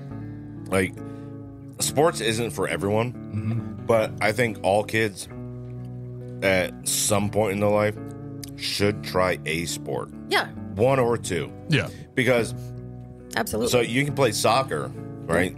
But you get exhausted because all you do is run. Soccer, you know, baseball. All right, is fun, is enjoyable. You know, it's minimal effort, really, in reality. You know, but if you want something more exciting, you know, football or basketball. 'Cause basketball, you're doing a lot of running. Tennis, man. I You lost know? a bet in high school when I played tennis. I was the number 4 varsity seed for that. I never played. Dude, my I life. tried tennis, and it's like a fucking it's like a baby doe. It's like a fawn walking straight out from his mother's cunt. I know. Right? You know, like it's fucking awkward as shit, dude. It's intense. You know, I It's could like me on a daily. yeah, just can't basically, walk. yeah. Yeah. It's much. intense, man. You're going back and forth. It's all out, man. I know. I love it. I was dating a girl, and we would go to the fucking tennis court, Nice. and I'm like, I don't know what I'm doing. No, I feel like the What Terminator. the fuck am I supposed to do right now? I feel like the Terminator out there. I'll get to every fucking ball. So man, that's my mentality. Like I'm gonna get to every fucking ball. Yeah. My top five athletes, P. Sampras. Yeah. That's why. But no, thank you guys for the show. This was a fucking magical show. I This was fun. couldn't have asked for I a had better a show. This was great. This was good. Thanks for letting my bitch ass crash. Always. Snow from Barrel Aged Chicks. That's right. Yeah, that's the end of my show. All right. Well, we're going to go ahead and end off this episode with an amazing speech from Al Pacino in this fucking movie. This is probably one of the best speeches, sports speeches in history. I mean, this was great. This was great to watch. It's about the music, inches. It's about everything inches. about it. Yes. Every inch counts. Yep. Even in the bedroom. Especially in the bedroom. Saved by the Bell. I know. I don't know what to say, really. 3 minutes till the biggest battle of our professional lives. All comes down to today. Either we heal as a team, or we're going to crumble. Inch by inch, play by play, till we're finished. We're in hell right now, gentlemen. Believe me. And We can stay here, get the shit kicked out of us, or we can fight our way back into the light. We can climb out of hell. 1 inch at a time. Now, I can't do it for you. I'm too old. I look around, I see these young faces, and I think, I mean, I made every wrong choice a middle-aged man can make. I pissed away all my money, believe it or not. I chased off anyone who's ever loved me. And lately, I can't even stand the face I see in the mirror. You know, when you get old in life, things get taken from you. I mean, that's part of life. But you only learn that when you start losing stuff. You find out life's this game of inches. So is football. Because in either game, life or football, the margin for error is so small. I mean, 1/2 a step too late or too early, and you don't quite make it. 1/2 second too slow, too fast, you don't quite catch it. The inches we need are everywhere around us. Hell yeah. They're in every break of the game, every minute, every second. On this team, we fight for that inch. On this team, we tear ourselves and everyone else around us to pieces for that inch. We claw with our fingernails for that inch. Because we know when we add up all those inches, that's gonna make the fucking difference between winning and losing. Between living and dying. I'll tell you this, in any fight, it's the guy who's willing to die who's gonna win that inch. And I know if I'm gonna have any life anymore, it's because I'm still willing to fight and die for that inch. Because that's what living is. The 6 inches in front of your face. Now, I can't make you do it. You gotta look at the guy next to you. Look into his eyes. Now, I think you're gonna see a guy who will go that inch with you. Hell yeah. You're gonna see a guy who will sacrifice himself for this team because he knows when it comes down to it, you're gonna do the same for him. That's a team, gentlemen. Hell yeah. And either we heal now as a team, or we will die as individuals. That's football, guys. That's all it is. Now, what are you gonna do?